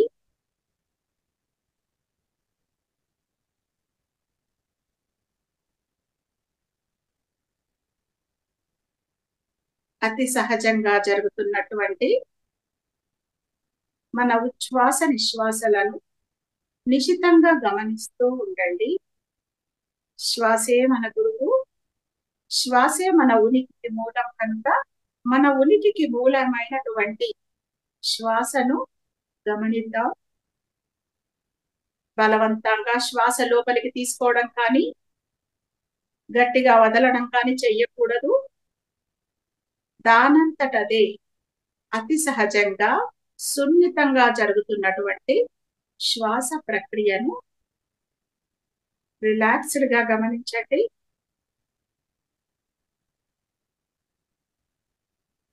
లోపలికి వచ్చే శ్వాసను, బయటికి వెళ్ళే శ్వాసను ఊరికే అలా గమనిస్తూ శ్వాసానుసంధానం చేద్దాం. కళ్ళు రెండు మూసుకోవడం వల్ల మనకు బాహ్య ప్రపంచంతో సంబంధం పెరిగిపోతుంది. అంతరంగ ప్రపంచంలోకి దారి ఏర్పడుతుంది. మన శ్వాస మహాగురువు ప్రతిరోజు మన శరీరం లోపలికి వెళ్తూ వస్తూ ఉండేటువంటి మన శ్వాస గురువుతో కలిసి ఇప్పుడు మన అంతరంగంలోకి ప్రయాణం చేస్తున్నాము. మన శరీరం ఒక అద్భుతాల పుట్ట.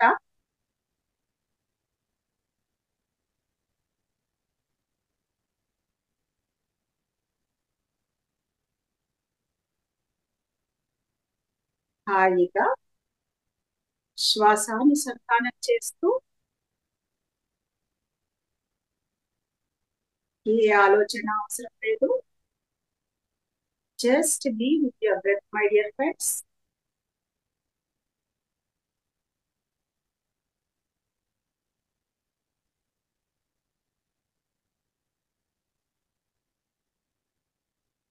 అతి సహజంగా జరుగుతున్నటువంటి మృదువైన శ్వాసను అలవోకగా గమనిస్తూ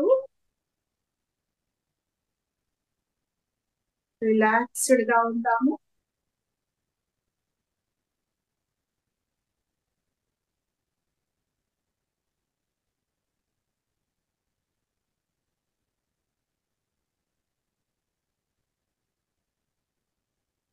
యోగ చిత్త వృత్తి నిరోధ అంటూ పతంజలి మహర్షి మనకు తెలియజేశారు. ధ్యాన యోగం అంటే చిత్త వృత్తులను నిలిపివేయడం,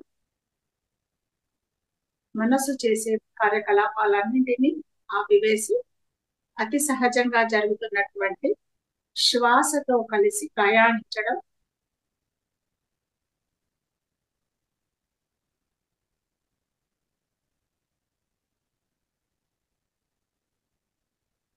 మెల్లమెల్లగా శ్వాస చిన్నదవుతూ రెండు కనుబొమల మధ్య స్థితమైపోతూ ఉంటుంది. మెల్లమెల్లగా శ్వాస చిన్నదవుతూ రెండు కనుబొమల మధ్య స్థితమైపోతోంది.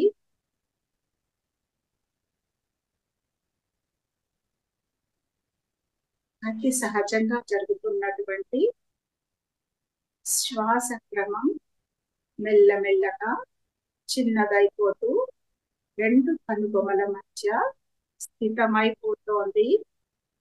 చక్కటి ఆలోచన రహిత స్థితిలోకి మనం వచ్చేస్తున్నాము. శరీరం అంతా తేలికగా హాయిగా మారిపోతోంది.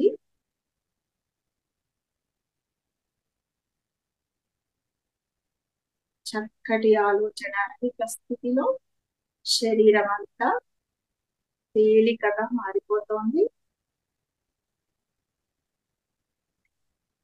శరీరంలోని అణువులో కూడా శ్వాస నిండిపోతోంది. శరీరం అంతా తేలిగ్గా మారిపోతోంది.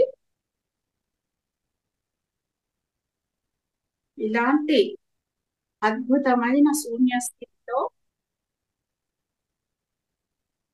మన తలపై ఉన్నటువంటి అతి సూక్ష్మమైన బ్రహ్మరంధ్రం తెరుచుకోబడుతోంది.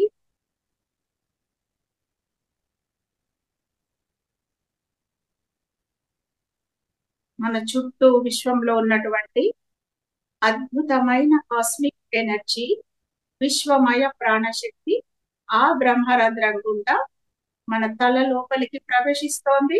ఒక గొప్ప ప్రవాహంలా మన చుట్టూ ఉన్నటువంటి అద్భుతమైన విశ్వమయ ప్రాణశక్తి ఆ యొక్క బ్రహ్మరంధ్రం గుండా ఒక ప్రవాహంలా తల లోపలికి ప్రవేశిస్తోంది. తెల్లటి చల్లటి పొగ మంచు లాంటి ఆ విశ్వమయ ప్రాణశక్తి బ్రహ్మరంధ్రం గుండా తల లోపలికి ప్రవేశిస్తూ తల లోపలి ప్రతి ఒక్క కణాన్ని నింపివేస్తోంది. తల భాగం అంతా కూడా తెల్లటి పొగ మంచు లాంటి విశ్వమయ ప్రాణశక్తితో నిండిపోతోంది. మెల్లమెల్లగా నుదుటి భాగంలోని ప్రతి ఒక్క కణం కూడా విశ్వశక్తితో నిండిపోతోంది. కుడి కన్ను, ఎడమ కన్ను, కుడి చెవి, ఎడమ చెవి, ముఖమండల భాగం అంతా కూడా తెల్లటి పొగ మంచు లాంటి విశ్వమయ ప్రాణశక్తితో నిండిపోతోంది. ప్రతి ఒక్క కణం కూడా ఆ ప్రాణశక్తితో నిండిపోతూ అద్భుతంగా మారిపోతుంది. మెల్లమెల్లగా విశ్వమయ ప్రాణశక్తి ముఖమండల భాగాన్నంతటిని శక్తిమయం చేస్తూ గొంతు భాగంలోకి ప్రవేశిస్తోంది. గొంతులోని ప్రతి ఒక్క కణాన్ని శక్తివంతం చేస్తూ తెల్లటి పొగ మంచు లాంటి విశ్వమయ ప్రాణశక్తి కుడి భుజంలోకి ప్రవేశిస్తోంది. కుడి చేతిని అరచేతులన్నింటినీ విశ్వశక్తితో నింపివేస్తూ ఎడమ భుజంలోకి ప్రవేశిస్తోంది. ఎడమ భుజంలోని ప్రతి ఒక్క కణం కూడా విశ్వశక్తితో నిండిపోతూ తెల్లటి పొగ మంచు లాంటి విశ్వశక్తితో నిండిపోతూ ఎడమ చేయి అంతా కూడా శక్తిమయమైపోతోంది. కుడి ఎడమ చేతులన్నింటినీ విశ్వశక్తితో నింపివేసినటువంటి విశ్వమయ ప్రాణశక్తి ఛాతీ భాగంలోకి ప్రవేశిస్తోంది. ఛాతీ భాగంలోని ప్రతి ఒక్క కణం కూడా విశ్వశక్తితో నిండిపోతోంది. కడుపు భాగంలోని ప్రతి ఒక్క అవయవం కూడా ప్రతి ఒక్క కణం కూడా విశ్వశక్తితో నిండిపోతున్నాయి. నడుము భాగము, కటి భాగంలోని ప్రతి ఒక్క కణం కూడా విశ్వశక్తిమయమైపోతుంది. తెల్లటి పొగ మంచు లాంటి విశ్వమయ ప్రాణశక్తి ఛాతీ భాగాన్ని, కడుపు భాగాన్ని, నడుము భాగాన్ని అంతటిని నింపివేస్తోంది. కుడి కాలిలోకి ప్రవేశిస్తోంది. విశ్వమయ ప్రాణశక్తి కుడి కాలిలోని ప్రతి ఒక్క కణాన్ని శక్తివంతం చేస్తూ కుడి మోకాలు, కాలు, పాదము అన్ని కూడా ప్రతి ఒక్క కణం కూడా శక్తిమయమైపోతున్నాయి. తెల్లటి పొగ మంచు లాంటి విశ్వశక్తితో నిండిపోతున్నాయి. ఇప్పుడు ఎడమ కాలిలోని ప్రతి ఒక్క కణం కూడా విశ్వశక్తిమయమైపోతుంది. ఎడమ మోకాలు, పాదము, అరికాలు విశ్వశక్తితో నిండిపోతున్నాయి. తల నుంచి మొదలుకుని అరికాళ్ల వరకు మన భౌతిక దేహం అంతా కూడా అద్భుతమైన తెల్లటి పొగ మంచు లాంటి విశ్వమయ ప్రాణశక్తితో నిండిపోయింది. మన యొక్క భౌతిక శరీరం అంతా కూడా విశ్వశక్తితో నిండి కాంతిమయ దేహంలా మారిపోతోంది. దగదగలాడే కాంతిమయ దేహాన్ని మనం చూసుకుంటున్నాము. అత్యంత శక్తివంతమైన మన యొక్క కాంతిమయ దేహం మన యొక్క కళ్ళ ముందు మనం చూసుకుంటున్నాము మై డియర్ ఫ్రెండ్స్. ఇప్పుడు మెల్లమెల్లగా మన శరీరం చుట్టూ ఉన్నటువంటి ప్రాణమయ కోశం అంతా కూడా విశ్వశక్తితో నిండిపోతోంది. మన ప్రాణమయ కోశంలో ఉన్నటువంటి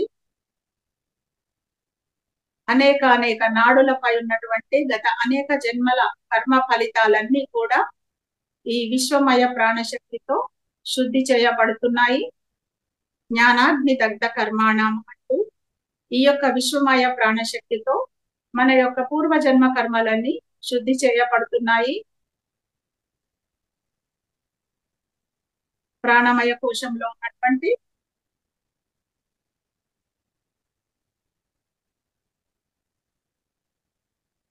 సూక్ష్మ నాడి మండలంపై ఉన్నటువంటి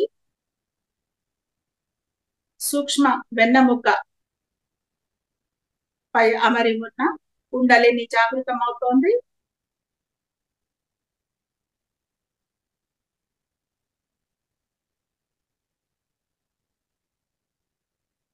అద్భుతమైన విశ్వమయ ప్రాణశక్తితో మన భౌతిక దేహాన్ని, మన ప్రాణమయ కోశాన్ని, మన యొక్క కుండలిని మనమే చైతన్యవంతం చేసుకుంటున్నాము మై డియర్ ఫ్రెండ్స్.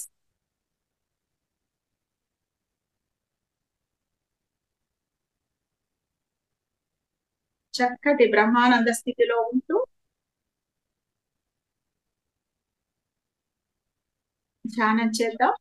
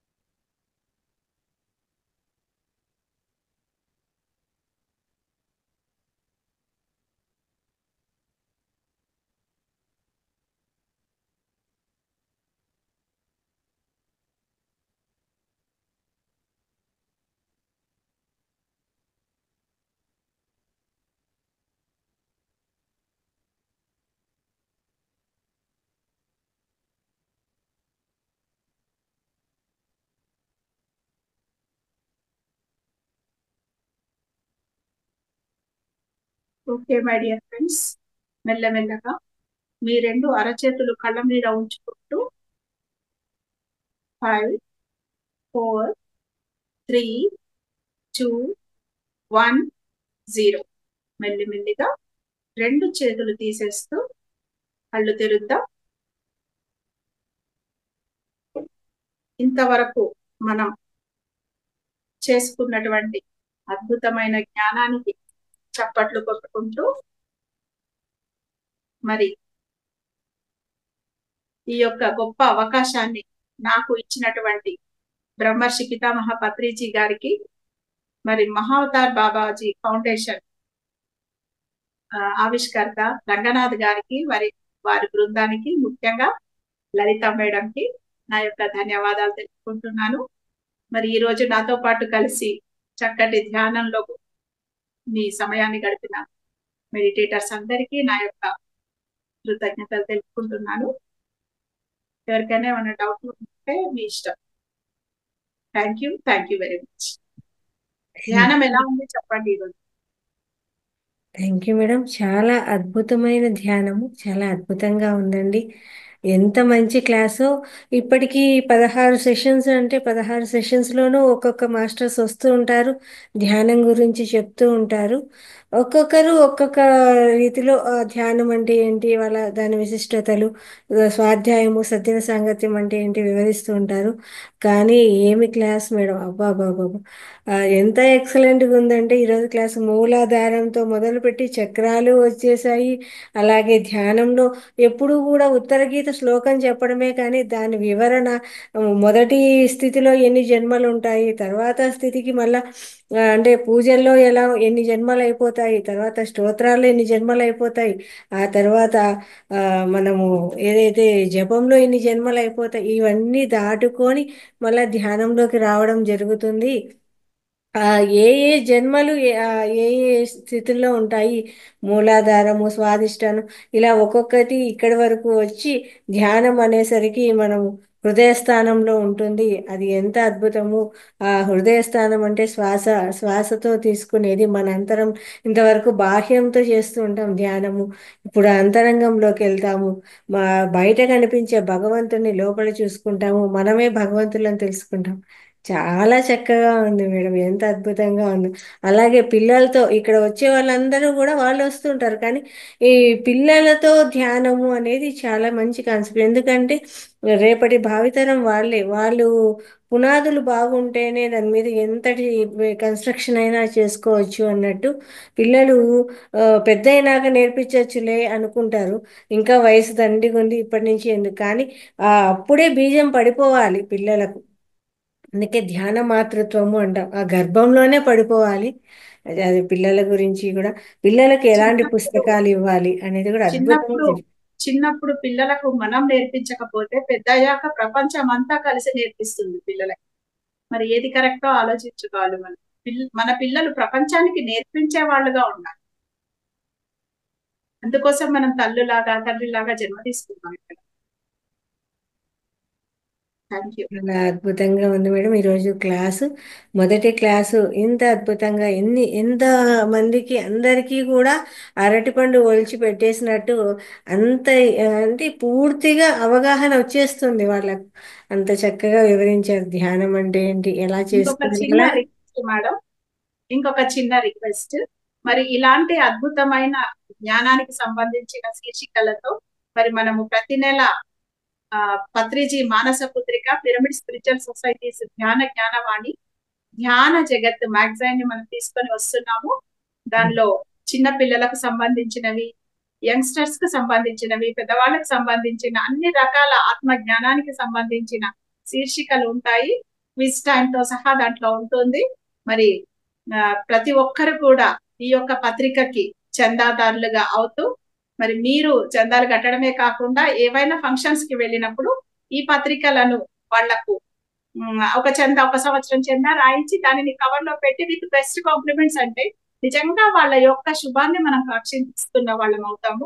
ఎందుకంటే సంవత్సరం పాటు వాళ్ళకి ఆ పత్రిక వెళ్ళినప్పుడు, ఒక కొత్తగా పెళ్లి చేసుకున్న వాళ్ళకి సంవత్సరం పాటు ఈ పత్రిక వాళ్ళ ఇంటికి వెళ్ళిందంటే వాళ్ళు ఎంతటి ఆత్మ జ్ఞానవంతులు అవుతారు. అలా వాళ్ళకు మీరు ధ్యాన ప్రచారం, ఆత్మజ్ఞాన ప్రచారం, శాకాహార ప్రచారం కూడా చేసిన వాళ్ళు అవుతారు. కాబట్టి దయచేసి ఇక్కడ నుంచి మీరు ఏ ఫంక్షన్స్ కి వెళ్ళినా ఒక సంవత్సరం చందాని ఒక కవర్ లో పెట్టి వాళ్లకు ఇవ్వండి. ఆ తర్వాత ప్రతి ఒక్కరు తప్పకుండా ధ్యాన జగత్ మ్యాగజైన్ ని తీసుకోండి, చదవండి, అందరితో చదివించండి. మీరు చదివిన తర్వాత మీ ఇంటి ముందు టీపాయ్ మీద మ్యాగజైన్ పెడితే చాలు, ఇంటికి వచ్చే వాళ్ళందరూ వాళ్ళే చదువుకుంటారు. Thank you madam, thank you. ఖచ్చితంగా మేడం.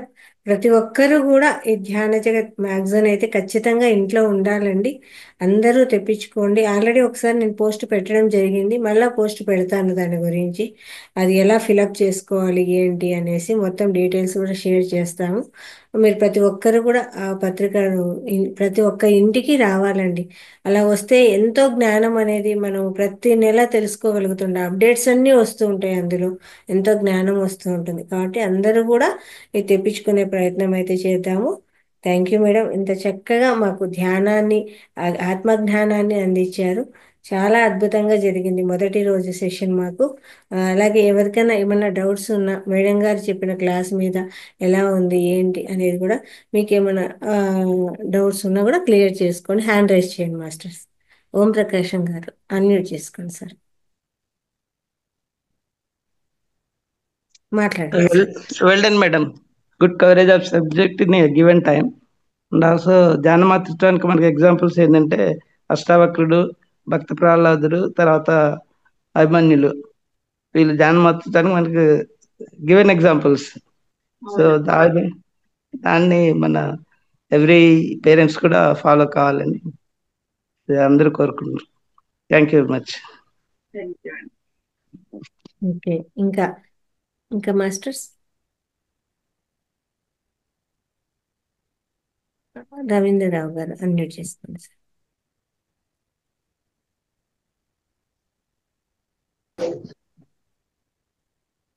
నమస్తే మేడం గారు.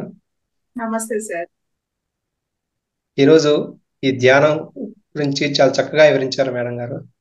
ఆ శ్లోకం ద్వారా అంటే మొట్టమొదట ఈ పూజలు, తర్వాత స్టేజిలో స్తోత్రాలు, తర్వాత స్టేజి జపాలు, తర్వాత స్టేజి ఈ ధ్యాన జగత్.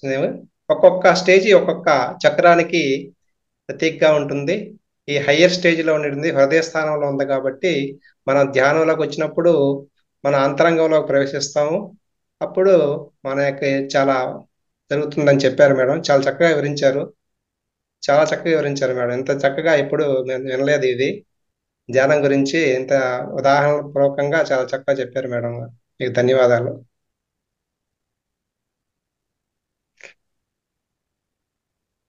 శివ గారు మాట్లాడండి. నమస్తే మేడం. మాట్లాడండి. అదే ధ్యానం వల్ల నేను నా మైండ్ ఒకటి ఏమొస్తుందంటే, ఇప్పుడు తెలియని వాళ్ళకి ఏమొస్తుంది, ఇప్పుడు మనకు మా నాన్న ఉండు మా ఊరు నుంచి నాకు సిటీకి పంపించిండు. నాకు నాకు ఏమేమి కావాలి అన్ని ఇచ్చి నాకు పంపించిండు. డబ్బులు సంపాదించుకొని రాడా అని చెప్పి పంపించిండు. అయితే నేను ఇక్కడ ఏం చేస్తున్నా, పంపించిందంతా తింటున్నా, తిరుగుతున్నా, ఎంజాయ్ చేస్తున్నా. టైం అయిపోయింది, మళ్ళా వెళ్ళిన అక్కడికి, మా ఊరికి వెళ్ళిన. అప్పుడు ఏం చంపేసినవారా అని చెప్పి అడిగితే ఏం లేదు. సరే నువ్వు మళ్ళా పో అని చెప్పి మళ్ళా కొంత ఇంతకు ముందు ఇచ్చిన దానికంటే కొద్దిగా తక్కువ చేసి మళ్ళా ఇచ్చి మళ్ళా పంపిస్తుంది. మళ్ళా వచ్చినాం, ఇక్కడికి వచ్చినాం, మళ్ళా అసలు విషయం మర్చిపోయినాం. మళ్ళా అంతే చేసినాం, అలాగనే తిరిగినాము చేసినాము. మళ్ళీ టైం అయిపోయింది, మళ్ళీ పోయినాం. అప్పుడు పోయి పడితే మళ్ళీ ఏం చేసినామంటే మళ్ళా అదే కథ. అప్పుడు మళ్ళా ఇంత తక్కువ చేసి మళ్ళా అంటే మనకు మనకు అన్ని ఇప్పుడు మనకు తినే ఆరోగ్యానికి తిండి కానీ అన్ని మనకు తెలుసుకొని రానమ్మని పంపించిండు. మనం తెలుసుకోలేక ఇక్కడ వచ్చి మనకు భూములు, పైసా, డబ్బు, ఆశ అనేది దీంట్లోనే గడిచిపోతుంది. అక్కడికి పోయినాక అసలు అసలు విషయం మర్చిపోయినాము అని చెప్పి అక్కడ మళ్ళా రావాలి ఇక్కడికి, అది తెలుసుకోవాలి. మళ్ళీ ఇక్కడికి వచ్చాక మళ్ళీ మర్చిపోతాం. అయితే అది ఆయారం మరవకుండా గయారం, ఉండాలంటే ఆయారం ధ్యానం గయారం. ధ్యానం చేసి అయితే అది మరవలేము. అయితే ఇప్పుడు ధ్యానం చేసాం అనుకో, మళ్ళీ వచ్చే జన్మలో ఇట్లా మళ్ళీ ఇది అవగాహన ఉంటది కదా మనకి, అవకాశం ఇది ఎక్కువ ఉంటది మళ్ళా. లైన్ లో ఉంటాం మళ్ళా. ఇప్పుడు ఏమంటే మళ్ళీ ఒకసారి ఇట్లా మళ్ళీ మర్చిపోతాం అని కొద్దిగా నా మైండ్కి అట్లా ఆలోచన వచ్చింది. ధ్యానం ద్వారా మిమ్మల్ని మీరు గుర్తించుకుంటారు, ఎందుకు ఈ సిటీకి వచ్చారో తెలుసుకుంటారు, ఈ సిటీలో అవునండి. ఏం చేయాలో తెలుసుకుంటారు, ఇక్కడ నుంచి అవును. మళ్ళీ మీ ఇంటికి ఏం పట్టుకెళ్లాలో తెలుసుకుంటారు అనమాట. అలాగా అనేక నక్షత్ర లోకాల నుంచి మనము మీరు చెప్పినట్టే వస్తున్నాము, మళ్ళీ వచ్చిన సంగతి మర్చిపోయి మళ్ళీ ఇక్కడ ఏవో పిచ్చి పనులన్నీ చేసి వెళ్తున్నాం. ఇప్పుడు అవును, అదే సార్. మనము ఢిల్లీకి వెళ్ళి ప్రధానమంత్రిని కలిసి ఒక 100 కోట్ల ప్రాజెక్టును శాంక్షన్ చేయించుకొని మన ఊర్లో ఒక పెద్ద ప్రాజెక్ట్ పెడదాము, ఒక పెద్ద ఇండస్ట్రీ పెడదామని మనము చక్కగా అన్ని అరేంజ్మెంట్లు అన్ని చేసుకొని ట్రైన్ లో బయలుదేరామండి. ప్రధానమంత్రిని కలవడానికి అపాయింట్మెంట్లు అన్ని తీసుకొని బయలుదేరాం. మన లక్ష్యం ఏంటి? ఆ 100 కోట్ల ప్రాజెక్టును తీసుకొచ్చి మన ఊర్లో పెట్టి మన ఊర్లో ఉన్న వందలాది మందికి మనం ఎంప్లాయ్మెంట్ ఇప్పియాలి. అది మన ప్రాజెక్ట్. ప్రధానమంత్రిని కలవడానికి పోతున్నాం. పోతూ ట్రైన్ ఎక్కి మధ్యలో ఎక్కడో కాజీపేటలోనో లేకపోతే నాగ్పూర్లోనో స్టేషన్ లో ఎవడో మిరపకాయ బజ్జీల బండి పెట్టుకొని అమ్ముతూ ఉంటే తినడానికి దిగి, అరే ఈ బండి మీద మనకు రోజుకు వీడికి 500 రూపాయలు లాభం వస్తుందంట, మరి మనం కూడా మిరపకాయ బజ్జీల బండి పెట్టుకుంటే మనకు కూడా 500 రూపాయలు రోజుకు లాభం తెచ్చుకుందాం కదా అని చెప్పేసి ఆ ట్రైన్ జర్నీలో మానేసి ఇంటికి దిగి ఆ స్టేషన్ లో మనం కూడా మిరపకాయ బజ్జీల బండి పెట్టుకొని అమ్ముకుంటూ జన్మలు గడిపాం అనుకోండి, ఎలా ఉంటది మన పరిస్థితి? మన లక్ష్యం ఏంటి? నిజంగా మనం కనుక ఢిల్లీకి పోయి అక్కడ 100 కోట్ల ప్రాజెక్ట్ శాంక్షన్ చేయించుకొని వస్తే ఇక్కడ మనకు కోట్లు వస్తాయి. కానీ మనం ఏం చేస్తున్నాం? మధ్యలోనే స్టేషన్ లో దిగి 500 రూపాయల మిరపకాయ బజ్జీల బండి దగ్గర ఆగిపోయాం. ధ్యానం ఏం చేస్తుందంటే మనము ఏదైతే ప్రాజెక్ట్ కోసం పోతున్నామో ఆ ప్రాజెక్ట్ తోటి మనల్ని కనెక్ట్ చేసి ఉంచుతుంది అన్నమాట. మన ప్రయాణము మధ్యలో స్టేషన్ లో బజ్జీల బండి పెట్టుకోవడం కాదు. మన ప్రయాణం అనేది మన ఊర్లో పెద్ద ఇండస్ట్రీని స్థాపించడానికి మన ప్రయాణం చేస్తున్న వాళ్ళ సంగతి తెలుస్తుంది అనమాట. సో మీరు చెప్పింది చాలా బాగుంది శివ గారు, ఎక్సలెంట్. సో మనం ఇట్లా ఆయారం గయారం ఇలా కాకుండా ఇక మళ్ళీ వచ్చే పని లేకుండా పనులన్నీ చక్కబెట్టుకొని పోదాం. ధ్యానమే మనకి ఇలా హెల్ప్ చేస్తుంది. యాదగిరి సార్ అన్మ్యూట్ మాట్లాడండి. నమస్కారం మేడం. నమస్తే సార్. భగవద్గీత చదివాము, చూసాము, కానీ భగవద్గీత శ్లోకం అర్థం అనేది నేను ఈరోజు మీ ద్వారా అద్భుతంగా నేర్చుకున్నా మేడం. అంటే మనం ఒక ధ్యానం రావాలంటే ఎన్ని జన్మలు ఎత్తాలి, ఎన్ని పూజలు చేయాలి అనేది తెలుసుకున్నాం. అంటే దీన్ని బట్టి చూస్తే ఈ ధ్యానం చేయడం అంటే ఎంతో అదృష్టంగా భావిస్తున్నాం వస్తాను. ఈ ధ్యానం వల్ల ఈ ధ్యానం చేయడమే ఒక అదృష్టం అన్నట్టు. అంటే ఇంతవరకు వచ్చిన అంటే ఎక్కడి నుంచి వచ్చినట్టే కదా. ఎన్నో పూజలు ఎన్నో చేసుకుంటూ ఇక్కడ దాకా వచ్చినామంటే ఈ స్థాయికి వచ్చినాం, ఇక్కడ దాకా వచ్చినాం. తర్వాత మీలాంటి ఒక మహాపురుషులు అంటే మేమే ఇంత వచ్చినామంటే మీలాంటి ఒక ఈ జ్ఞానాన్ని అందించిన మీరు గత జన్మ ఒక మీరు యోగులై ఉంటారు, మహాపురుషులై ఉంటారు. ఆ అదృష్టం కూడా మాకు వచ్చినట్టు ఇక్కడ. ఇది మామూలు విషయం కాదు మేడం. మిమ్మల్ని చూసే అదృష్టం, మీ జ్ఞానాన్ని తీసుకునే అదృష్టం కూడా అది కూడా ఎంతో జన్మ చేసుకుంటేనే వస్తుంది, ఊరికే రాదు. మహాత్ములు ఎప్పుడు అందరికీ కలవరు. మీ జ్ఞానాన్ని తీసుకున్నాం అంటే మామూలు విషయం కాదు. ఇది ఎంతో నేర్చుకున్నామంటే ఇప్పుడు ధ్యానం చేస్తేనే ఎంతో నేర్చుకుంటున్నాం. మీలాంటి వాళ్ళ వల్ల ఇంకెంత నేర్చుకుంటున్నాం అంటే వచ్చిన లక్ష్యాన్ని మరచిపోకుండా మీరు గుర్తు చేసినట్టు.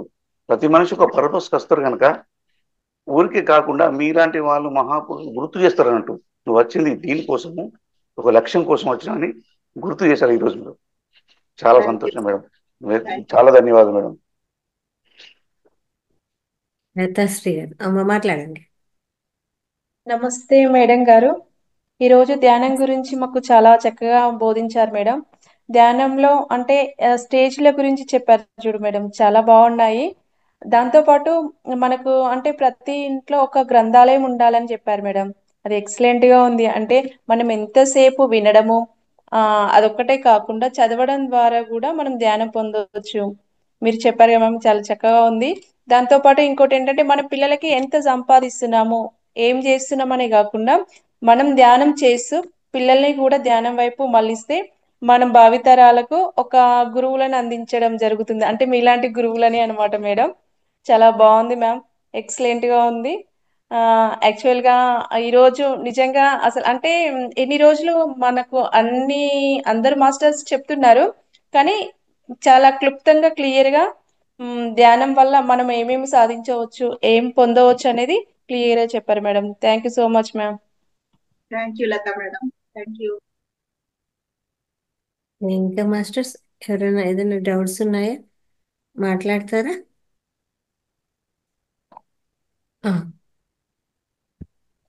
అన్మ్యూట్ చేసుకోండి, మాట్లాడండి నాగేశ్వరి గారు. నమస్తే మేడం.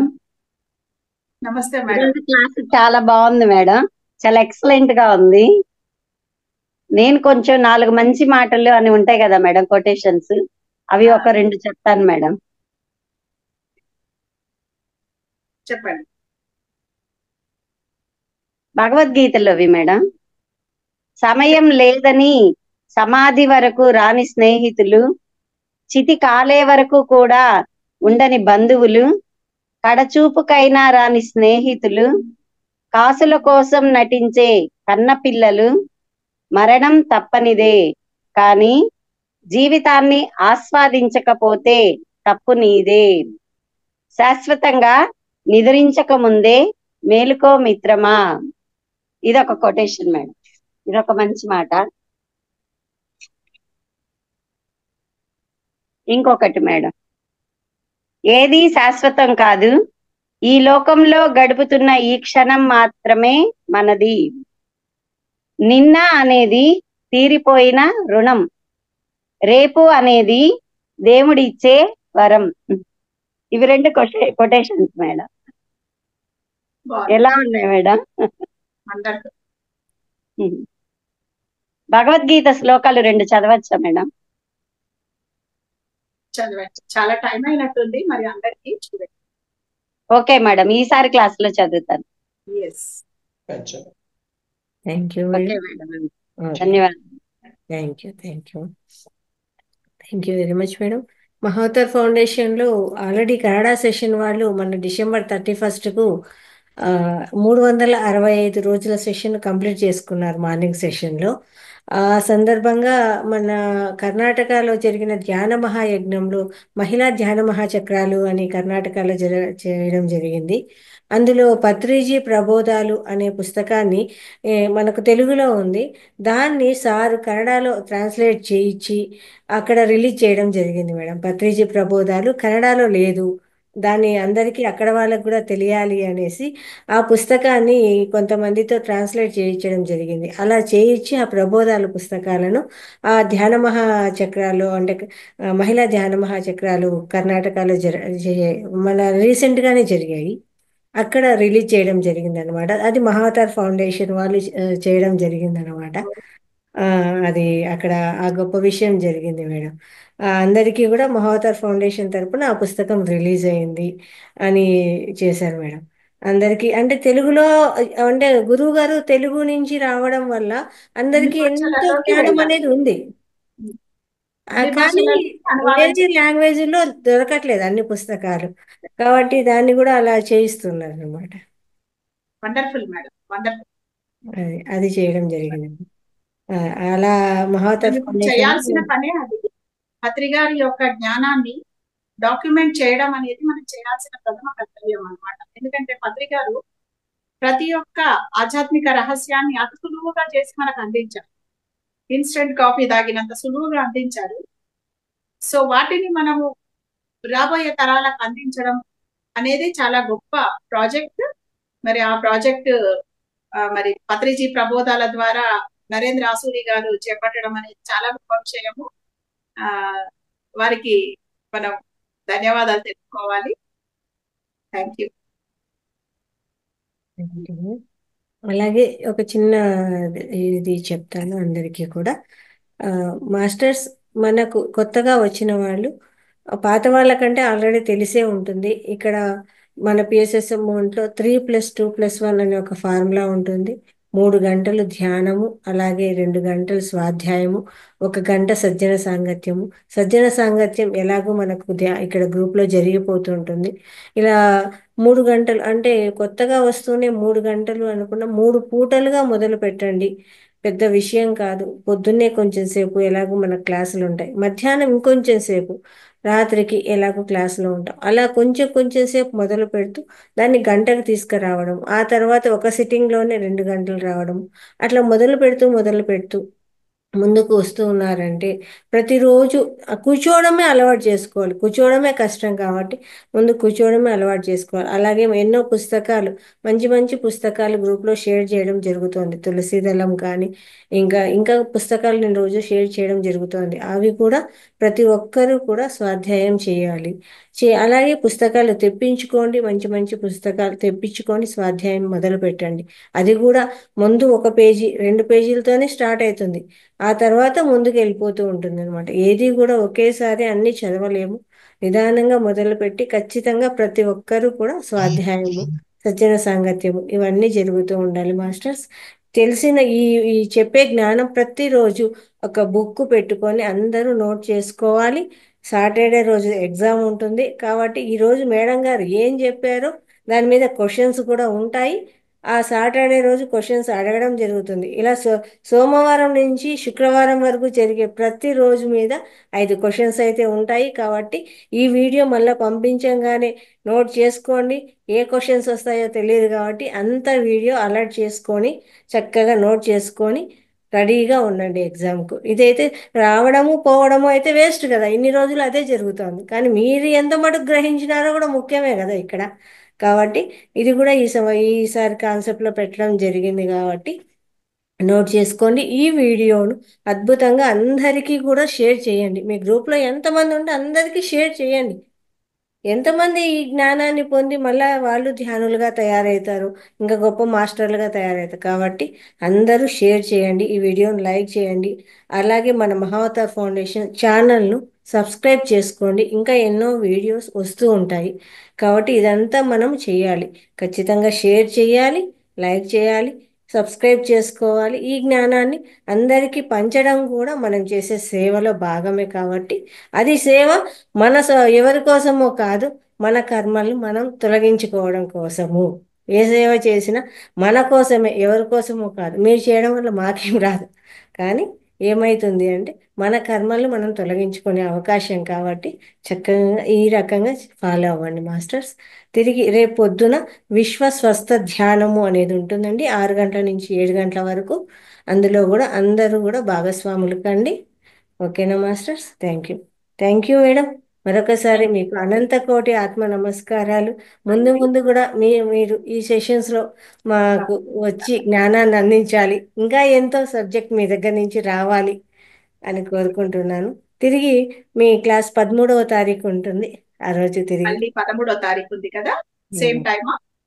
మేడం, అంటే మామూలుగా 9 నుంచి 10 వరకు అనేసరికి మనకు స్వాధ్యాయం ఒక 40 నిమిషాలు, ఆ తర్వాత మెడిటేషన్ ఉంటుంది. Okay madam, okay, thank you. అందరూ కూడా మేడంకి ఒకసారి గట్టిగా ధన్యవాదాలు తెలియజేద్దాం మాస్టర్స్. ఇంత చక్కగా మనకు మేడం ఇంతసేపు ఉండి ధ్యానం చేయించి, ఈరోజు మొదటి రోజు మేడం ద్వారా ధ్యానం నేర్చుకున్నారండి. అంత గొప్ప విషయము అది. Thank you madam, thank you very much. Okay masters, తిరిగి రేపటి క్లాస్లో కలుసుకుందాం మేడం. Thank you.